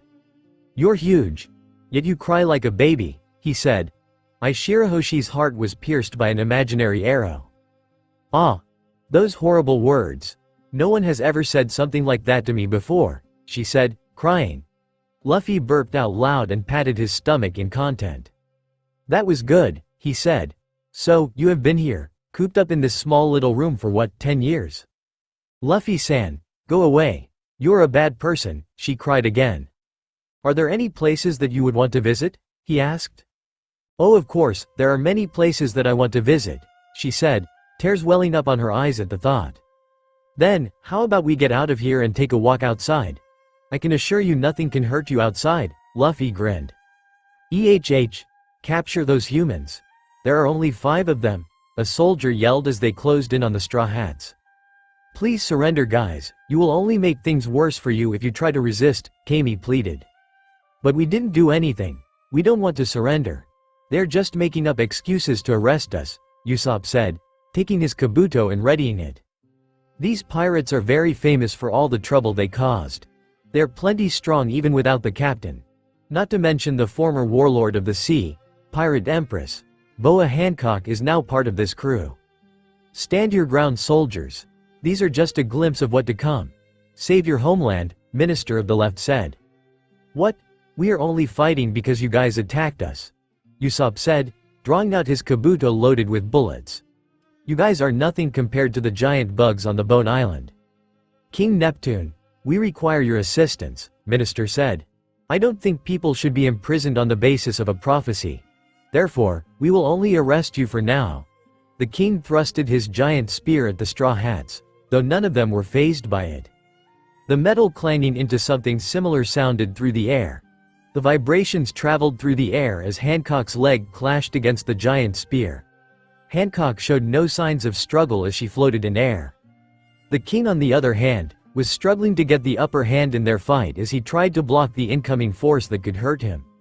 One of the ministers also tried to force into the fight by thrusting his spear at Hancock, but another sword blocked it. The ministers and the soldiers yelled in surprise as Zoro held the spear at its place with a grin on his face and pushed it back effortlessly. Zoro, I thought you were in jail, Usopp said in surprise. I heard you guys were having fun, so I decided to join, Zoro said, grinning. Noah, Fishman District, wait right there, Captain Vander Decken is here, Wadatsumi announced. Right this way, a Fishman pirate waved. Sorry about the late, got caught up in a volcanic eruption. Vander Decken said, walking into the huge ship. So you are the infamous Hodi Jones, right? I would like to believe we both are famous, but our madness prevails in our identity. Isn't that right, Vander Decken? Hodi laughed, extending his hand for a handshake. Yes, I suppose so. Oh, a handshake? Just wait a second. Decken wore a black glove on his right hand. At the questioning look of Hodi Jones, he just waved it off and clasped his hand tightly on a handshake. Bah ho ho, nice to meet you, Hodi Jones, he said. This will benefit both of us. Let us crush the Neptune's army. They are the bane to the pride of fishmen and mermaids. We will take the head of the sea god Neptune and bring total ruin to the Neptune kingdom. Hodi laughed boisterously along with Vander Decken, unaware of a young god present on the island. Ryugu Palace, the kingdom of Ryugu, this is just too much, Usopp yelled. Yeah, reflect on what you have done. You must ask for forgiveness, Brook yelled at Zoro. Yes, Marimo. Can't believe you would do this, Sanji shouted. You guys were the ones who started fighting, Zoro yelled back. Stop it, it wouldn't do us good just yelling at each other, Hancock's voice cut through the conversation. Zoro grumbled and huffed. Brook and Usopp just walked around frantically, thinking about the consequences. "Hi, Hancock-san. Your word is law. Please let this lowly servant follow your footsteps to heaven." Sanji danced around. Hancock looked at him with disgust, but didn't bother to reply him, moreover gone through his character. "I thought I would just have some food and go shopping around," Nami said sighing.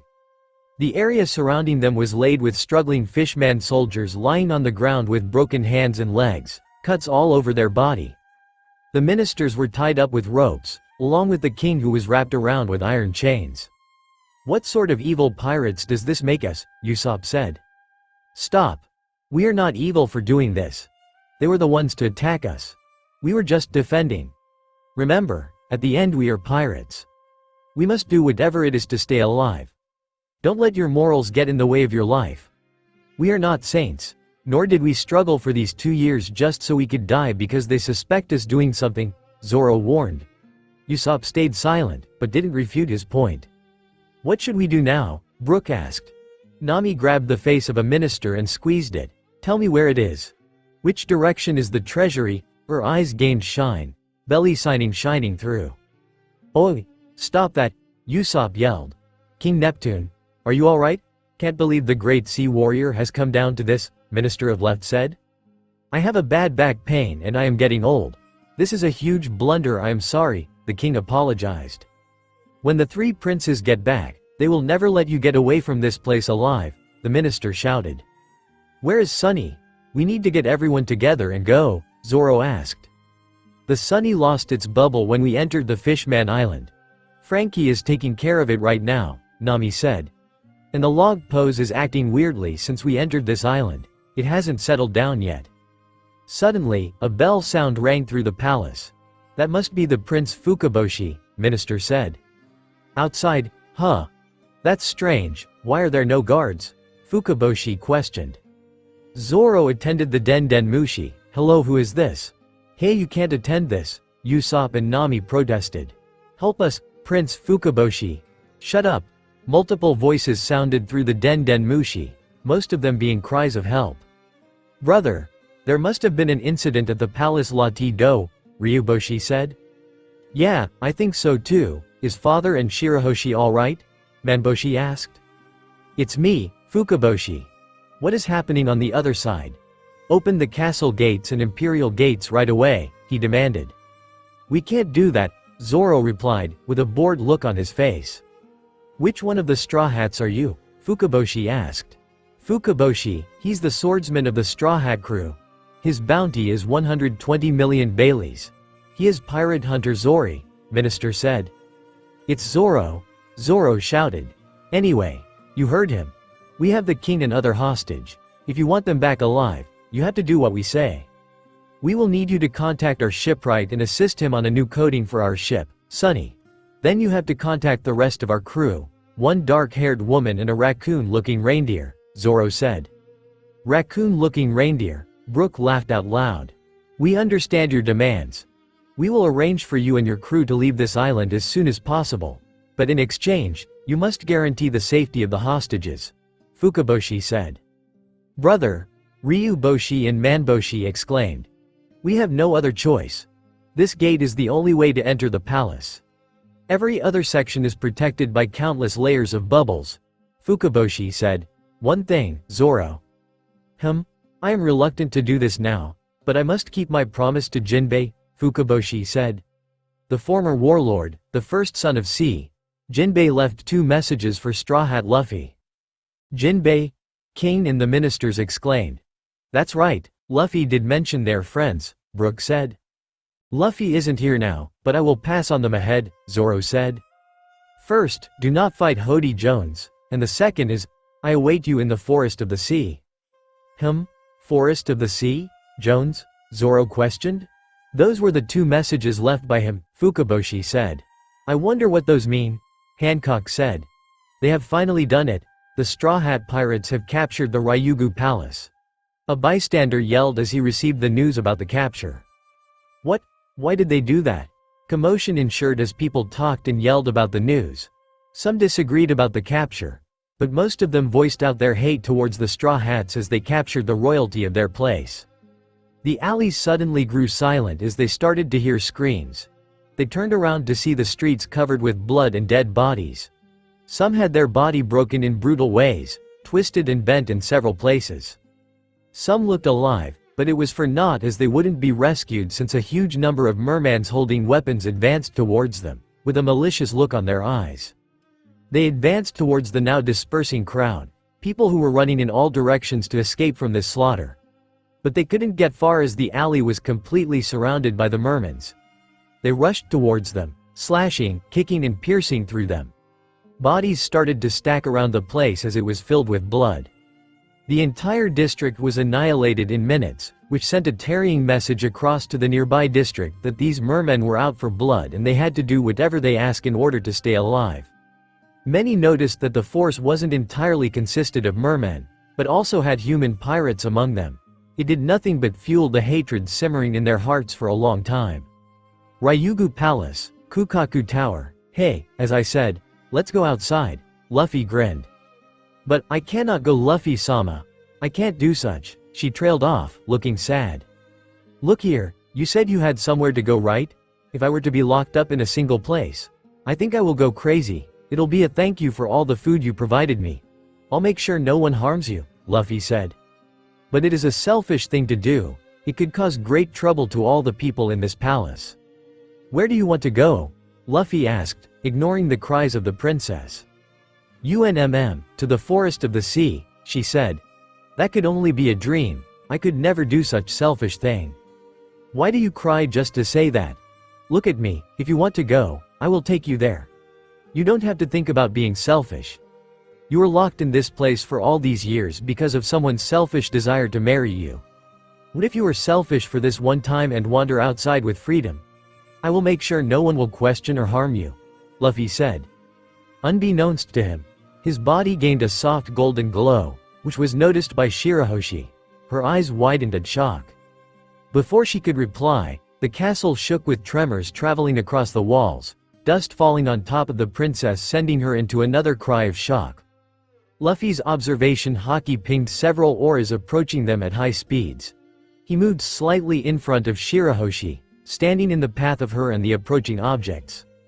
The objects crashed into the wall of the dome. Shouts of them being human pirates ringed Luffy's ears. The soldiers, who were protecting the tower, looked shocked at the scene. Blood and gore covered the wall as some of the unfortunate soldiers who didn't survive the throw was hopelessly crushed against the wall, bones broken sticking into the wall and covering it with blood and gore. Those who survived the crash slid from the wall of the dome, standing up like zombies. The soldiers readied their weapons to defend the princess from these human pirates. Meanwhile, Brook was carrying the Minister of the Right on his back upon the insisting of the king to check up on the mermaid princess. Even though Sanji offered his help upon hearing it, but considering his mental condition, the Straw Hats didn't seem him appropriate in sending him. When they closed in near the tower, both of them gasped at the gory display and the swarm of human pirates around the tower. Oh no! The castle has been penetrated. It's now filled with bloodthirsty pirates. This is bad. His Majesty and the princess are in danger, Minister yelled. Suddenly the tower shook with a resounding boom, sending vibrations around the floor. The pirates halted, looking around for the source of the sound. Another boom echoed around the palace as the door to the mermaid princess's room was blasted across its hinges, rubble shooting in all directions. A huge whale swam out, though it looked struggling, as it had something on its mouth. Upon closer look, everyone yelled in shock as the mermaid princess was on the mouth of the shark, which they recognized as Megalo. They also noticed another figure on top of the shark. Luffy-san! Brook yelled in surprise. Straw Hat, Megalo, what are you doing to the princess? The minister shouted, trying to free himself from the shackles. Let's go! Luffy's voice sounded as he sat on top of the shark, grinning widely. Luffy-san! Where are you going? Father, brothers! I am sorry for this. I will be going out of the tower. I will make sure to return by the dinner, Shirahoshi thought as she hid inside Megalo's mouth. This is an emergency. We must report to the king. Carry me back to King Skeleton, hurry back, Minister yelled. Before Brook could reply, they were attacked by the pirates there. Brook whipped out his sword and defended against the blows. Where's the switch that opens the passage between Fishman Island and Ryugu Palace? Tell me, a pirate choked out as he advanced towards them. What switch? Brook wondered. Tell us, or we will be killed, the pirate yelled as he jumped towards Brook, swinging his sword. Forest of the Sea, Chopper and Robin were looking around in the forest, Chopper accompanying Robin as she searched for clues regarding the ancient history. They suddenly stopped as a crash resounded near them. They rushed to the scene to see a familiar face lying there, covered in blood and bruises. Hachi, Chopper yelled. What happened to you? Who did this? Ah, hits great to see you guys. Is Straw Hat with you? Hachi asked, coughing blood out of his mouth. He is not here. We need to make sure you get some first aid, Robin said as she moved towards where their ship was anchored. It's better if you don't get involved with Fishman Island now. The new Fishman pirates are about to invade and the kingdom will lay to waste, Hachi cried. Few hours prior, Noah, Fishman district. Hodi, don't do this, Hachi yelled as he stumbled into the Noah, holding on to crutches. Are you guys serious? Those steroids will kill you? Hachi was shocked as Hodi did nothing but laugh boisterously at the claim. Kill us? Don't worry. We have enough of this and we have tested it to see if it would kill us or have any ill effects. And it has none. What? Hachi stepped back at shock. He gathered all his remaining hope into changing Hodi's mind. Why would you want to destroy Fishman Island? And do not underestimate the great knight Neptune, he said, hoping it would deter him from continuing this path. Give me a break, Hachi. I am tired of listening to you. You are one of Arlong's officers. Now? You are just a coward. Neptune is just standing in the way of showing humans that we are superior to them, Hodi snarled. But Arlong lost. Vander Decken, Huzu, why are helping the upstarts now when you didn't respond to Arlong's call years ago? I ain't anyone's servant. Hodi knows that. Arlong wanted me to serve him, Decken replied. I respected Arlong's strength and accomplishments. But he lacked finesse. I saw his mistakes, and we will be sure to not repeat them, Hodi smirked. I am his successor. And I will make sure to achieve the dream of his. Also, isn't the one who took Arlong's dreams on this island now, Straw Hat Luffy? I was one of Arlong's top officers. Yet Luffy called me his friend. He saved my life too, Hachi said. Decken simply touched his head. Locked on now. You can't escape, he sang. Calling a human, friend, I have had enough of you, Hodi sneered. Suddenly, a knife zoomed past every. Vander Decken laughed. You are my target now. Now, anything I throw will come and stab you. It will find you no matter what, he said as he picked several arrows. What are you doing with the arrows? I have heard rumors about your powers.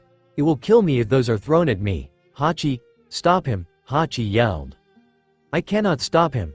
We are at an equal alliance here. Besides, I am sick of you, coward, Hodi replied. Hachi tried to escape by running into water and swam as fast as he could. But the arrows didn't stop and pierced him all over his body, which fell on the forest. Baho! That's how I have been able to designate each of my targets. Each for one hand. I haven't washed my hands since I touched Princess Shirahoshi 10 years ago.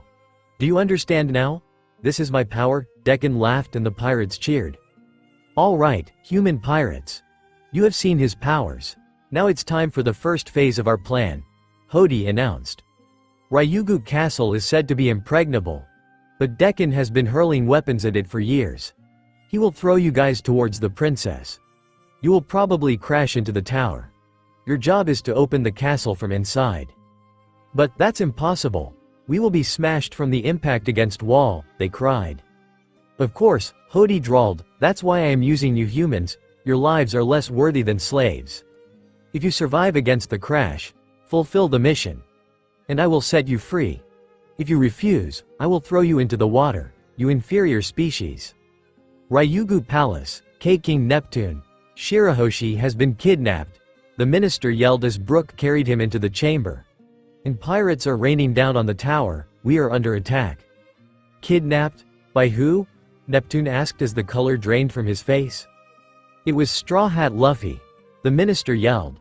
Even some of the Straw Hats gasped at the news. Luffy kidnapping? That's impossible. He must have had some other reason, Usopp said. Yeah, knowing Luffy, that is most probable, Nami agreed. We are under attack? Let's cut Zoro said as he readied his swords, not really bothered about the kidnapping of the princess. He was sure Luffy wouldn't harm the princess nor any harm would be done to her. Do you want to come out of the shark's mouth? Luffy asked as he looked down. No, I will stay here for now, Shirahoshi replied. How does it feel to come out of the tower after 10 years? Luffy asked. It's exciting, but I feel like I am doing something bad, she replied. How is it bad? You are just going on an adventure after all. Luffy laughed. So, what is on the forest of the sea? Is there anything interesting there? He asked. There's a grave. A grave I wanted to visit for the last 10 years, but never had the chance to. Shirahoshi smiled softly. Deep sea, the forest of the sea. 10 years, huh? An assassination on the broad daylight. Has it been that long? A figure wondered. The princes grown to be hardened warriors, and although Shirahoshi has been confined in the tower, none of us has forgotten your ideals. The figure was a large blue whale shark fishman with a sun tattoo blazed on his chest. Queen Otahime, Jinbe said, sitting near her grave. Ryugu Palace. Ryugu Palace. Come in. Voice buzzed in all the speakers around the island. This is the border patrol. Fishman Island has been entered by some dangerous individuals from the Fishman district. We are making this announcement in public service. They don't look like they are here for a shopping trip. We sincerely hope nothing happens. People whispered and pointed as several figures moved across the sky towards the connection to the Ryugu Palace. Hear me. Today all of Fishman Island shall be untied as one. Merman, mermaids and fishman must all come together. Humans are inferior that they can't even breathe underwater. It's our destiny to rule over them. Today we are going to set things right, Hodi said. From this day on, the Ryugu kingdom is finished. We will be the rulers of the deep sea. His crew cheered as he grinned wide. Far away from them, Luffy noticed the presence of the crew as he traveled towards the forest. He was a bit worried about the aura of a certain individual on that crew, but he knew his crew would be safe. Forest of the Sea, northeast of Fishman Island. This is called the graveyard of ships. The currents bring all the sunken ship here. The whales and fish gather here. They know where the sea is fertile. A voice spoke. I live in this mysterious forest to study it. It's fantastic wonderland in the lifeless depth of the sea. How did you get the jewel tree Adam wood anyway? This ship is worthy of its materials, he wondered. I knew you would say that. Tom used exactly the same wood to make the Pirate King's ship. This design is my masterpiece, Frankie said. I'll handle the coating. Don't worry, you can trust me on that, he said. Thanks. Oh, what was your name by the way? Frankie inquired. Den. You don't look anything like Tom, even though you both are supposed to be brothers, Frankie asked. Haha, that's a very human way of thinking. Sure, it is true that relations tend to resemble each other on land, but we fishmen have their own genes. Den replied. On Fishman Island, no one is surprised no matter how the child looks like. I don't understand humans' obsessions over looks and resemblance. By the way, do you have any robot genes in your lineage? Den asked curiously. I am human, Frankie replied exasperatedly. I have heard about you and Iceberg in the letters. I also heard what happened to Tom. He lived a life he wanted. I am sure he will be proud of what you become. Den commented. Frankie smiled. You flatter me, he replied with his hair standing up into funk style. By the way, who is sitting over there? He asked, pointing to the figure near the grave. That's Big Boss Jinbe. Big Boss. He's waiting for someone. He is a wanted fugitive. So, he cannot enter the island, Den said. Main gates, Royal Palace. You, how did you get in here? Minister of Right yelled. That face, you are that accursed Vander Decken, aren't you? You've decided to finally show yourself? Look, that's Hodi Jones from the Fishmen district. What are you doing here? He asked. No way, I came here to start a war. But the Neptune and his soldiers are all tied up. I can't believe it. Is this a present for us?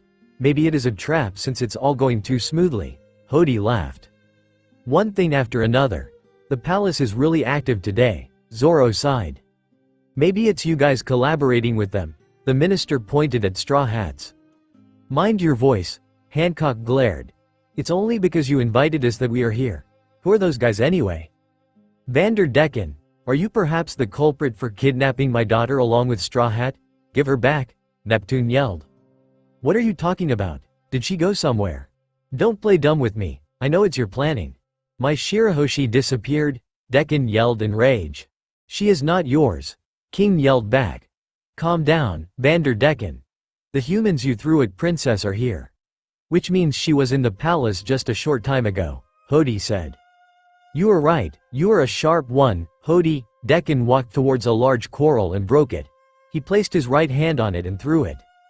It is not going towards the tower. I have loved her all this time, Decken said as he jumped on the coral, traveling on it towards Shirahoshi. If I can't have you, no one can. I'll kill you, he yelled in rage, his eyes gaining a red look. Please untie me, Vander Decken is going after my daughter, I will give you anything you ask. Just let me save my daughter's life, Neptune pleaded. You can have any treasure, you have my soldiers, anything? TCH. Look at that pathetic display, Neptune. Hodi laughed. To think the Straw Hats helped us to capture the castle. It was then Nami noticed the Arlong pirate's mark on the arm of Hodi Jones. Her entire body immediately stiffened up and her face became pale at the recognition. Hancock, who also aimed expressionless and her fists tightened, but this went unnoticed. TCH, Jinbe told us something was going at the Fishman district. To think that you would be the mastermind, ministers yelled.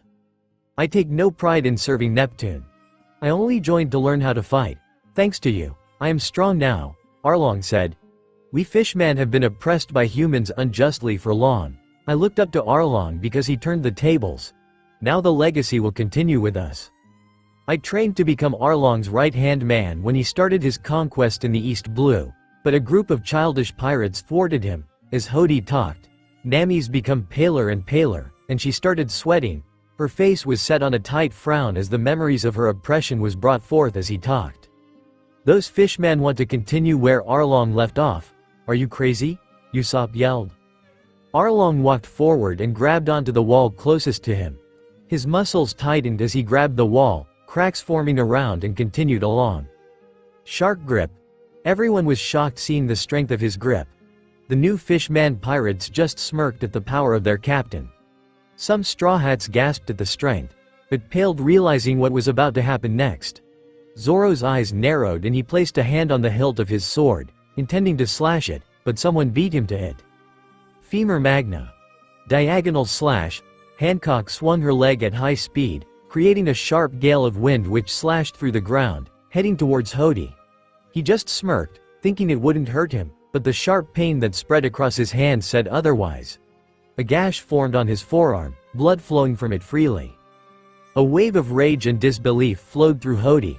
He didn't think these fragile weakling race could be capable of drawing blood from him. It seemed that he slightly miscalculated. He could already see that the wound was closing up and the blood seemed to stop, only the gash remained. He smirked at the prowess of the drug. Straw Hats grinned at the damage done to their enemy, but it soon turned into frown as the wounds healed quickly, too quickly for them to take any real advantage of the situation. The wall crumbled, giving way for seawater to rush in, and filled the place. Hancock hopped up, using Skywalk, but she knew she wouldn't be able to stay like that forever. Also, her crewmates, especially those who have devil fruit powers, won't be able to stay afloat and would quickly lose strength. Hancock. Zoro's voice broke her out of her thoughts. She looked down at the swordsman who looked ready to fight. Take the crewmates who cannot swim to safety. It will be best for us to separate here and we will meet later. Hancock hesitated, as she hadn't seen the swordsman in action, but also the fact the entire arena was being filled with water. Let's go, Hancock-chan, Sanji said, but he wasn't dancing around like a fool. That moss head could hold him off until we get everyone to safety. Don't be concerned about him. Though they often fought with each other often, Hancock could see the absolute trust and confidence on his crewmate which shone in his eyes. That assured her and she swiftly nodded and turned towards the crew who would need help the most. It was a good thing that 3 of the devil fruit users weren't on the palace at the time. It only left Brook. Sanji dashed at him at full speed and caught him before he drowned. Usopp was dragged by Kami. That left Nami. Hancock dived at her and caught her. She then held the navigator and dashed off towards the top of the palace. Hodi dropped a hand into the flowing water and jerked it forward with enough force that small droplets rocketed towards the remaining soldiers, piercing them. Shark arrows. You dare harm my soldiers? Neptune bellowed out, and he crawled forward into the way of the water droplets, letting it hit him instead of the soldiers. Soldiers protested in vain about the king getting hurt, but Neptune stayed, all the soldiers being protected by his body. You are a fool, Neptune, Hodi shouted, dropping his hand into the water again. But Zoro unsheathed his sword and swung at him. Single sword style. Bird dance. A large wind blade advanced towards Hodi, who just smirked. He brought a crewmate of his own forward, who was standing beside him. The wind blade hit him, cutting him vertically from his abdomen towards his skull. TCH, he used his own man as shield, Zoro thought, though he supposed it was common in the world of pirates. Zoro slashed his sword again, cutting the ropes and chains holding the king and the ministers. We didn't hold up our end of the deal. We promised the hostages wouldn't be harmed, Zoro said. Escape from this place, we will hold off for now. No, this is my country. I will fight till the end of my life to defend the country, Neptune refused. Minister, ensure the safety of the soldiers and find a way to inform the princes about Shirahoshi, he ordered. Ministers nodded. The water rushed towards them, submerging the place in water. King Neptune raised his spear, looking ready to fight. Group 2, Hancock's group, Hancock Chin. Kami called out. Hancock turned towards the mermaid, who was swimming towards them with bubbles around them. Use these corals to make bubbles which would let you breathe and move underwater without being concerned about drowning and effects due to eating devil fruit, she said, handing out a bunch of coral things. Oh, thank you. Hancock replied, using the bubble coral to cover herself and Nami. What's our plan? Nami asked. We should go and help the swordsman, Hancock replied, looking at Nami stating as if it was obvious. No, he would hold them for now, he won't get injured or die that easily, Nami replied. This is also the matter of Fishman Island, if you involve directly, it might affect the human-merman relationship, Kami said. We should move towards the forest of the sea, that's where Luffy went apparently. It will be his decision to make, Nami said. Hancock nodded at that. They can't fight someone without the orders of the captain, especially if the situation is as serious as this. The coast of Coral Hill, near Forest of the Sea. Hey, Luffy, Chopper's voice rang out, reaching the captain who was riding on the shark. Oh, Chopper, Luffy exclaimed as they descended towards the land. Are those your friends, Luffy? Shirahoshi asked. Yes, they are my pirate crew. The citizens around them were on the edge as the captain, who was the suspect of abducting several mermaids as well as the one who was holding the palace hostage was nearing towards them. Luffy immediately noticed the aura which was near Chopper. I am going down there for a second, Luffy said as he jumped from the flying shark, landing on the hill. The citizens immediately scattered back as Luffy approached Chopper. Hachi. It's you. How are you hurt? Who did this to you? Luffy questioned. Megalo also landed on the ground. He couldn't hold his mouth tight for too long. He spluttered his mouth open, revealing the mermaid princess. EHHH, Princess Shirahoshi. Everyone in the vicinity yelled. She was kidnapped. Sadly, before Princess could confirm that she wasn't kidnapped but came out on her own, they tied up Chopper and Luffy. Luffy simply let them, knowing that he could easily get out from the ropes without any effort. He wanted to see if the situation proceeds exactly as in the memories, and he wondered what changes it would bring. We got M. We got the captain of the Straw Hats. The people around rejoiced at the capture and grinned. They would finally have a way to save the royal family without harm. Little did they know that the situation up there was much worse than they could imagine. Wait. You got it all wrong. Luffy was just, Shirahoshi tried, but her protests were in vain as they wouldn't hear any of it and simply thought that the princess was threatened to say so. Luffy's observation pinged at upcoming danger. He could already sense who it was, and his future sight also confirmed the O moves, stayed calm and sat on the ground. He kept his gaze pointed at the approaching person. Those who noticed his gaze turned around to see something approaching them. Oi, something is coming towards us, someone yelled. Is that Vander Decken? They gasped. Shirahoshi's face paled at hearing the name. Years of memories being locked in a single tower rushed into her. Her breathing became ragged and she started sweating heavily. The fish folk surrounded her, yelling to move away from there and hide. "Don't run.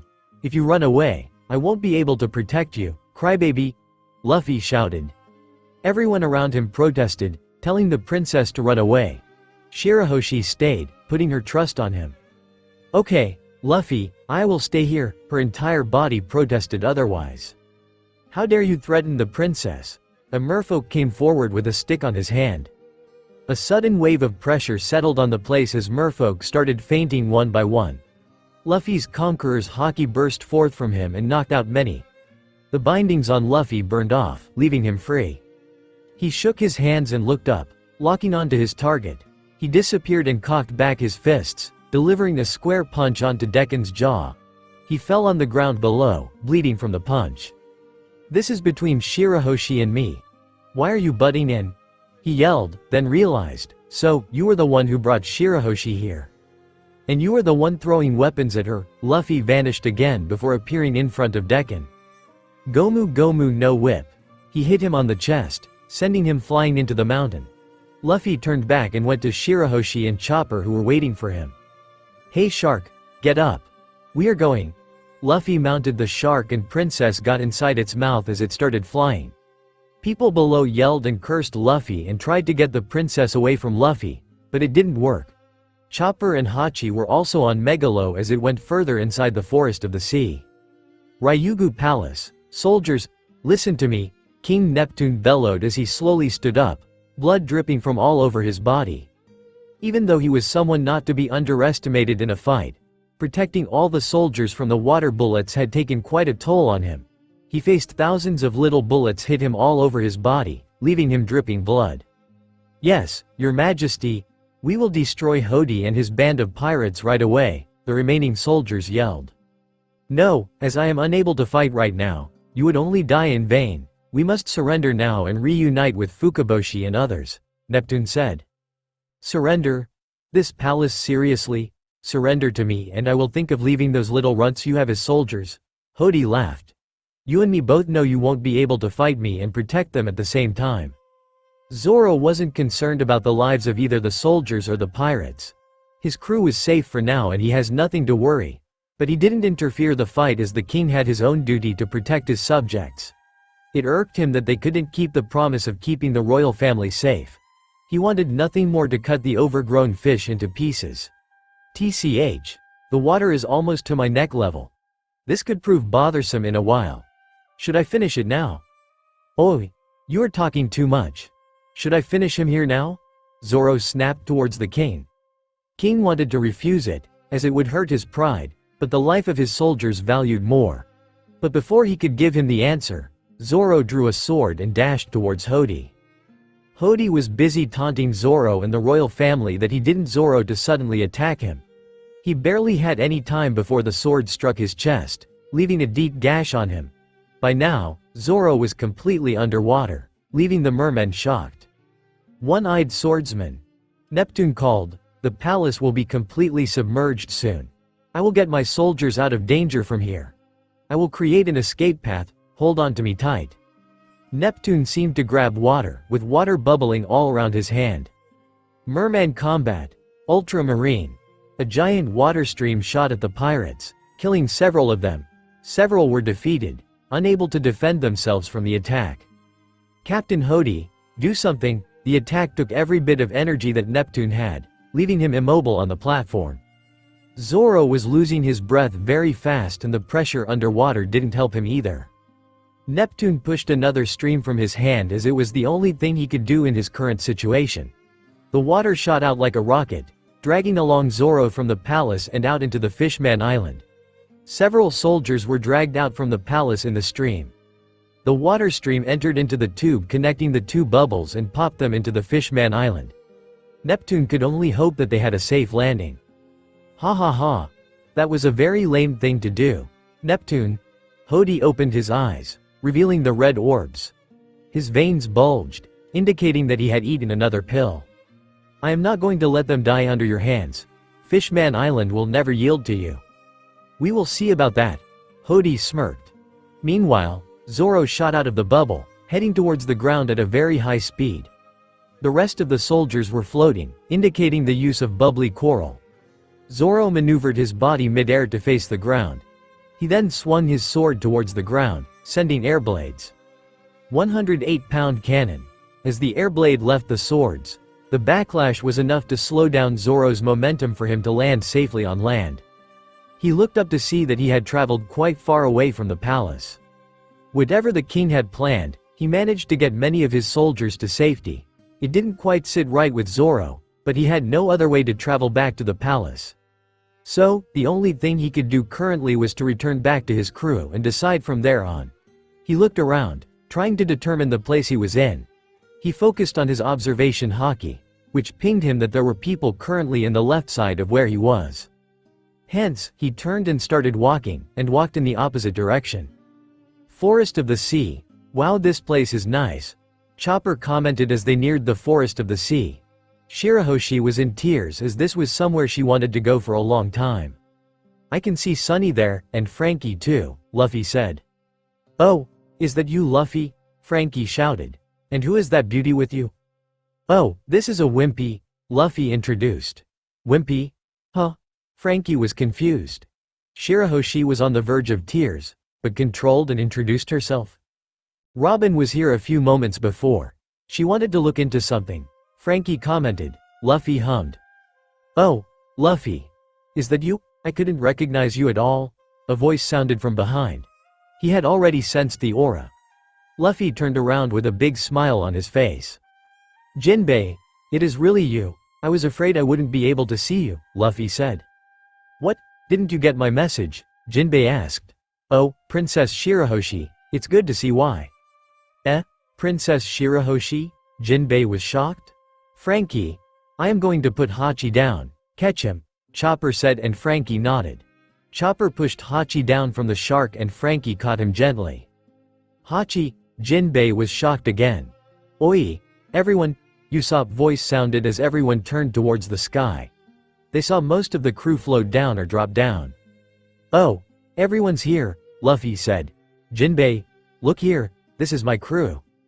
Oh, it's nice to meet wait, Hancock? Jinbe was shocked, again. So, this is the place you wanted to visit, eh? Luffy asked Shirahoshi, looking at the structure behind him. Her mother, late Queen Otahime, rests on that tomb, Jinbe replied. Shirahoshi fell victim to Vander Decken at the worst time possible. Due to that, she wasn't able to attend the funeral of her mother. I am sure she has a lot to say. What happened to the feast that the big merman guy was about to give? Luffy's memories were still hazy about that peasant good, and the faces of his crew only confirmed it. About that, Nami explained the situation. Is that true? Hodi did that? Jinbe asked. His face was grave, like he was expecting this. I didn't realize Ryugu Palace was in danger. Shirahoshi was shocked and started crying. I'm sorry. You've been through a lot. There's a little time, but there's something I want to tell you, Jinbe said. I am grateful that you stopped to Arlong's rampage in East Blue. But you must allow me to apologize. 11 years ago, I was the one who released Arlong into East Blue. You. Jinbe, Hachi tried. Jinbe, if you want to give us an explanation, we will listen to it. But be careful. Based on what you say, you may not live to see the next day. Sanji warned. Some looked shocked at the warning. Sanji-kun, Nami sighed. Jinbe looked down in shame. Nami's memories flashed. Years and years of torture and misery. She closed her eyes tightly to prevent tears from falling. It seems that you have endured a great deal of pain, Jinbe said. Sanji's eye twitched in anger. Yes, I don't pity Arlong no matter what happened to him. But when we reached Sabati, we also saw that the Might Fishmen were being persecuted by the humans, Nami said. He admired the Sabati Park. But he went too far. Until 200 years ago, we were classified as fish rather than fishmen. When we joined the world government and made peace with them, we got our titles. But humans continued to hate us. Worst of all, the Great Pirate Era began. Humans wreaked havoc on the island and we were powerless to stop them, until he saved our islands, Jinbe said. This island belongs to me, Whitebeard's voice rang. But that didn't solve the hate. You all saw the truth. It's almost ironic, those with greatest power fear the change the most. Even in the world government, Their racism runs deep. He continued. There was one person who wanted to change the history and make way to a better future. That person was Queen Otahime. Luffy was sitting on a log near them, listening to Jinbe. Hancock was standing beside him. And the other one was the hero who saved all the slaves of the Mary Joies. There was a sharp intake of breath. Everyone turned towards Hancock, who looked pale and sweaty. Her breath started to become ragged. Luffy placed his hand on her shoulder and her breathing calmed down. Usopp wanted to ask something, but Luffy shook his head, stopping him from asking anything. He motioned Jinbe to continue. He rescued the Fishmen slaves and formed the Sun Pirates. Hachi and I were among his ranks. Jinbe parted his kimono to reveal a tattoo resembling a sun. Both Fisher Tiger and Queen Otahime took different approaches. I am not sure who is correct. The Fishman district began as a giant orphanage. But it soon fell into chaos and the managers of the orphanage lost control. It became a lawless area. At the time, Fisher Tiger was the boss of the Fishman district, but he sailed off in search of adventure. I myself was one of the king's elite soldiers. Arlong was the fiercest of the orphans and became pirate to terrorize others. Everyone was listening with rapt attention, but one event changed everything. That was when Fisher Tiger raided Mary Joies. He was hailed hero who freed slaves and reviled as the greatest criminal in the world. The citizens of the Fishman district rose to protect him from world government. The warships which kept attacking were sunk. For the liberated slaves might blend in more easily, everyone received the sun brand that covered the brand of slaves.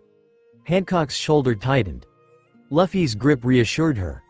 And thus, the Sun Pirates of the Fishman Island were formed. Candy Factory Town, northwest of Fishman Island. I can't do it, I can't step on her face. Cries sounded as citizens were tortured to step on the picture of Queen Otahime. If you can't step on that face, then you want to be friends with humans, huh? Daruma yelled as he hit him in the head, knocking him out. Simple, right? Just step on the picture or leave the island. Do it now, Yuzu said. The same was happening all over the island. Those who tried to oppose them were either beheaded or beaten to death. People had no choice but to step on the pictures. Soldiers were killed outright. The princes who heard the commotion tried to stop them, but with the help of drugs, they were defeated by the new Fishmen pirates. The forest of the sea, it'll be all right, princess. Don't worry, we will definitely save King Neptune. He won't be defeated that easily, Jinbe assured. Why yes, she sniffed and answered. What happened to Fisher Tiger then, Jinbe? Usopp questioned. It was chaos. We were being attacked by Marines. We also attacked several slavers' ships and rescued several slaves. Fisher Tiger was soft in nature. He never wanted to kill anyone, but the members didn't receive it well.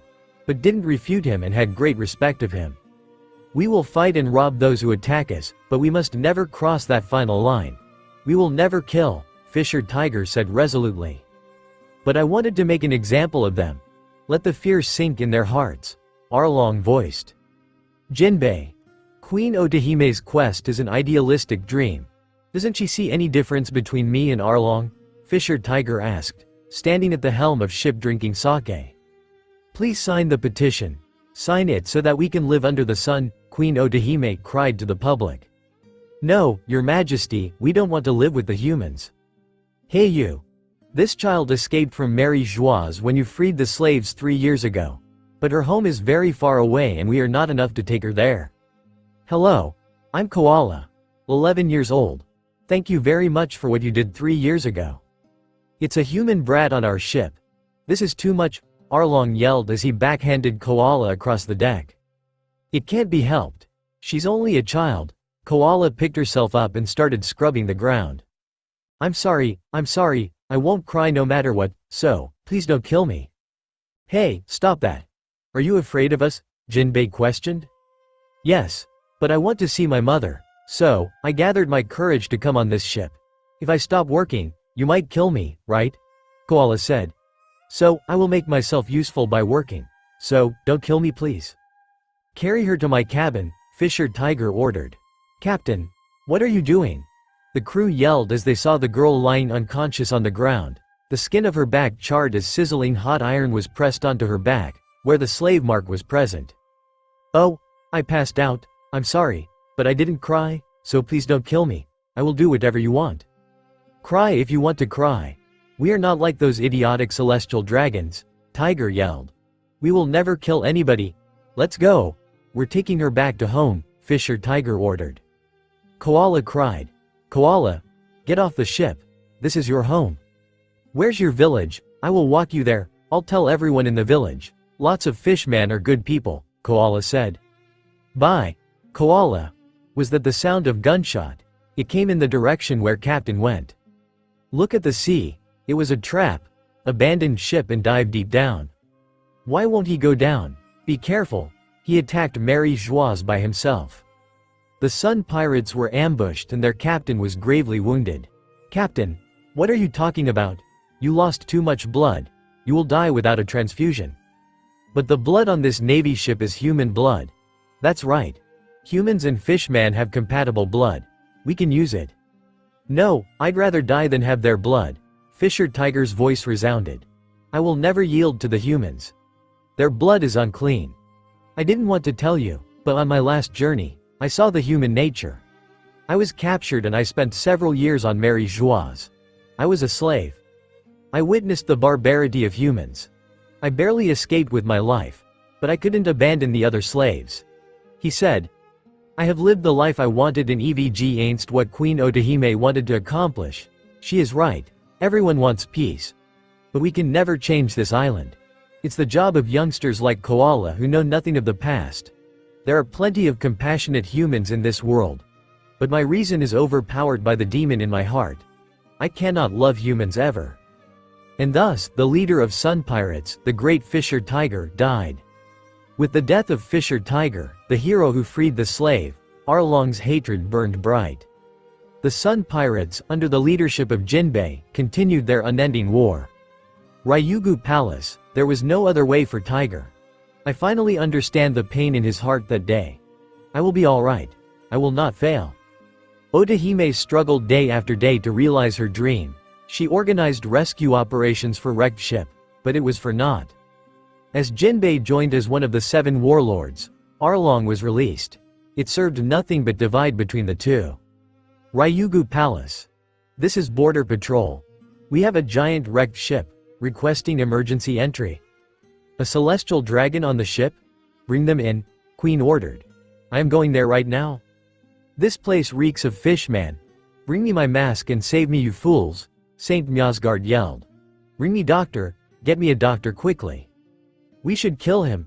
That kind is the world's worst trash, Hodi said. Guns were pointed at the world noble. The power you wield on the surface is only guaranteed by the admirals. You're on the seafloor. As long as the islanders keep quiet, you are just another shipwrecked corpse. Gunshot rang, but it never reached the world noble. It was stopped by Queen Otahime, who intercepted the bullet with her own body. Put down your guns right now, she ordered. The children are watching. What's a celestial dragon, brother? Shirahoshi asked. They're humans, Shirahoshi. One of the scarier types. Fukaboshi answered. Why are you protecting him, your majesty? I feel the suffering in your hearts. I know how much you hurt, but don't let yourselves hate the humans and don't teach your children to hate them. Hey, mother, look out. Shirahoshi yelled as the world noble cocked the pistol and aimed at Otahime's head. Shirahoshi cried loudly for help and waves spread across the sea. The ground rumbled and sea kings rose from the depths, crushing the ships into pieces. Shirahoshi, you are. Long ago a mermaid princess had the uncanny ability to control Neptunians. That legend was what lured the first Vander Decken to the seafloor. I have finally found her, Vander Decken yelled. A few weeks later, the celestial dragon recovered from his wounds. I will accompany him to the surface, Queen Otahime proclaimed. The people protested. I won't allow you do anything reckless like that. I will go and talk with them, Neptune protested. No, it means nothing if you go. If someone weak as me go there and return, it will prove for us that the surface is safe. Believe in the woman you love and in the humans, too. As days and nights passed, the entire kingdom worried about the queen. A single week felt like 100 days. After some days of negotiations, Queen Otahime was able to appease the celestial dragon. Moreover, a piece of paper she held, would become a ray of hope for all of Fishman Island. I, too, approve of friendship between the Fishman and humans, as stated in the petition, she said. If we were to present lots of signatures at the reverie, this one piece of paper could make our dreams become a reality. People signed, boxes filled, hope bloomed. People from all over the kingdom gathered at the plaza with their signatures in hand, day after day. Shirahoshi summoned them. Yes, none of us can speak to Neptunians. According to a legend, a mermaid who can communicate with the Neptunians is born every few centuries. Along with that special mermaid will come one who can guide her to use her power for good, and when the time comes, the world will change. But if used maliciously, it could sink the entire world. It's a formidable power that can be utterly destructive. If anything truly traumatic should happen to her, she might unwittingly cause the Neptunians to run havoc. That's why you princes must grow up to be brave warriors as her brothers and protect her with your lives. The box went up in flames, with all the signed papers burning into ashes. A sudden gunshot was heard, but it wasn't caught on in the commotion. Blood dripped from her as she stood, bullet pierced into her heart, consciousness slowly fading, body weakening. Queen Otahime has been shot. Who did it? Where did it come from? Everyone was shocked. Vander Decken took this opportunity to touch Shirahoshi with his right hand. The Neptune brothers and Shirahoshi rushed to their mother, side by side. My little angels. Calm down. I let my guard down. I was so happy about the signatures. Whoever the culprit is, don't be angry on my behalf. Don't let hatred consume you. Shirahoshi, stay strong. Shirahoshi started to cry, her emotions running haywire. But the sudden dance of the princes distracted her. Mother, look at us. We're gonna stay right here and protect our little sister Latido. We'll gather the signatures again and the three of us will become great warriors like we promised. So please don't worry, Fukaboshi said, eyes riddled with tears. Soon, we'll look upon the real sun. Queen Otahime died that day. We found who the assassin was. It was a human pirate. I wanted to hide him, but Hodi went ahead and announced the killer to the entire island. Jinbe said. The king locked himself up in a tower for a long time. There was something else that happened. Princess Shirahoshi started getting love letters from Vander Decken. PZZTT, attention citizens. Oh, it's Prince Fukaboshi. Mother said that soon we would see the real sun. The next reverie is in 2 years. Maybe that's too soon for your hearts and minds to become as one. We will realize our mother's dream even if it takes the rest of our lives. One day, when your wounded hearts have healed, let us dream of the sun once more. People's tears flowed. Princes Fukaboshi, Ryuboshi and Momboshi led the way. That's the story of the island's prejudice over the last 16 years and the origin of the Fishman pirates. The responsibility for Arlong's reign of terror in your homeland rests entirely with me. It was my intention to stop him if he ever run havoc. But Arlong bribed the local Navy officers and made sure the information didn't reach Navy headquarters. Everyone was paying attention clearly. Luffy felt that this whole story was connected to him somehow, but he couldn't exactly place it. He had nothing about this in his earlier memories as well. Alright, now kill yourself. It won't undo the crime, but at least Nami will feel a little better, Sanji yelled, pointing at Jinbe. The Straw Hats had divided opinions, but neither wanted Jinbe to die. Hence, they argued over it. Sanji. Luffy's voice rumbled. The place became deathly silent. Everyone was listening with rapt attention. No one showed any outward reaction, but Luffy's voice chilled them to the bone. It sent shivers over their body. Sanji's face became a little pale. This isn't something that you decide. I understand that you care about the crew and Nami, but this is something that she should decide. I won't interfere in her decision and neither will you, he said. Sanji wanted to protest, but Nami stopped him. It's fine, Sanji. He didn't mean any harm, Nami said. I will accept any punishment. Jinbe bowed. Stop it, it's Arlong that I hate, and I'm glad you weren't an accomplice to his atrocities. You're Luffy's friend, right? She continued. It's true that I suffered because of Arlong, but I met some great people because of that. It's all connected. I can't just hate you because you're a fishman, so please don't apologize to me about my life. It's not all bad, Nami said, looking at Luffy and her crew. Your words touch me deeply. Thad, tears flowing from his eyes.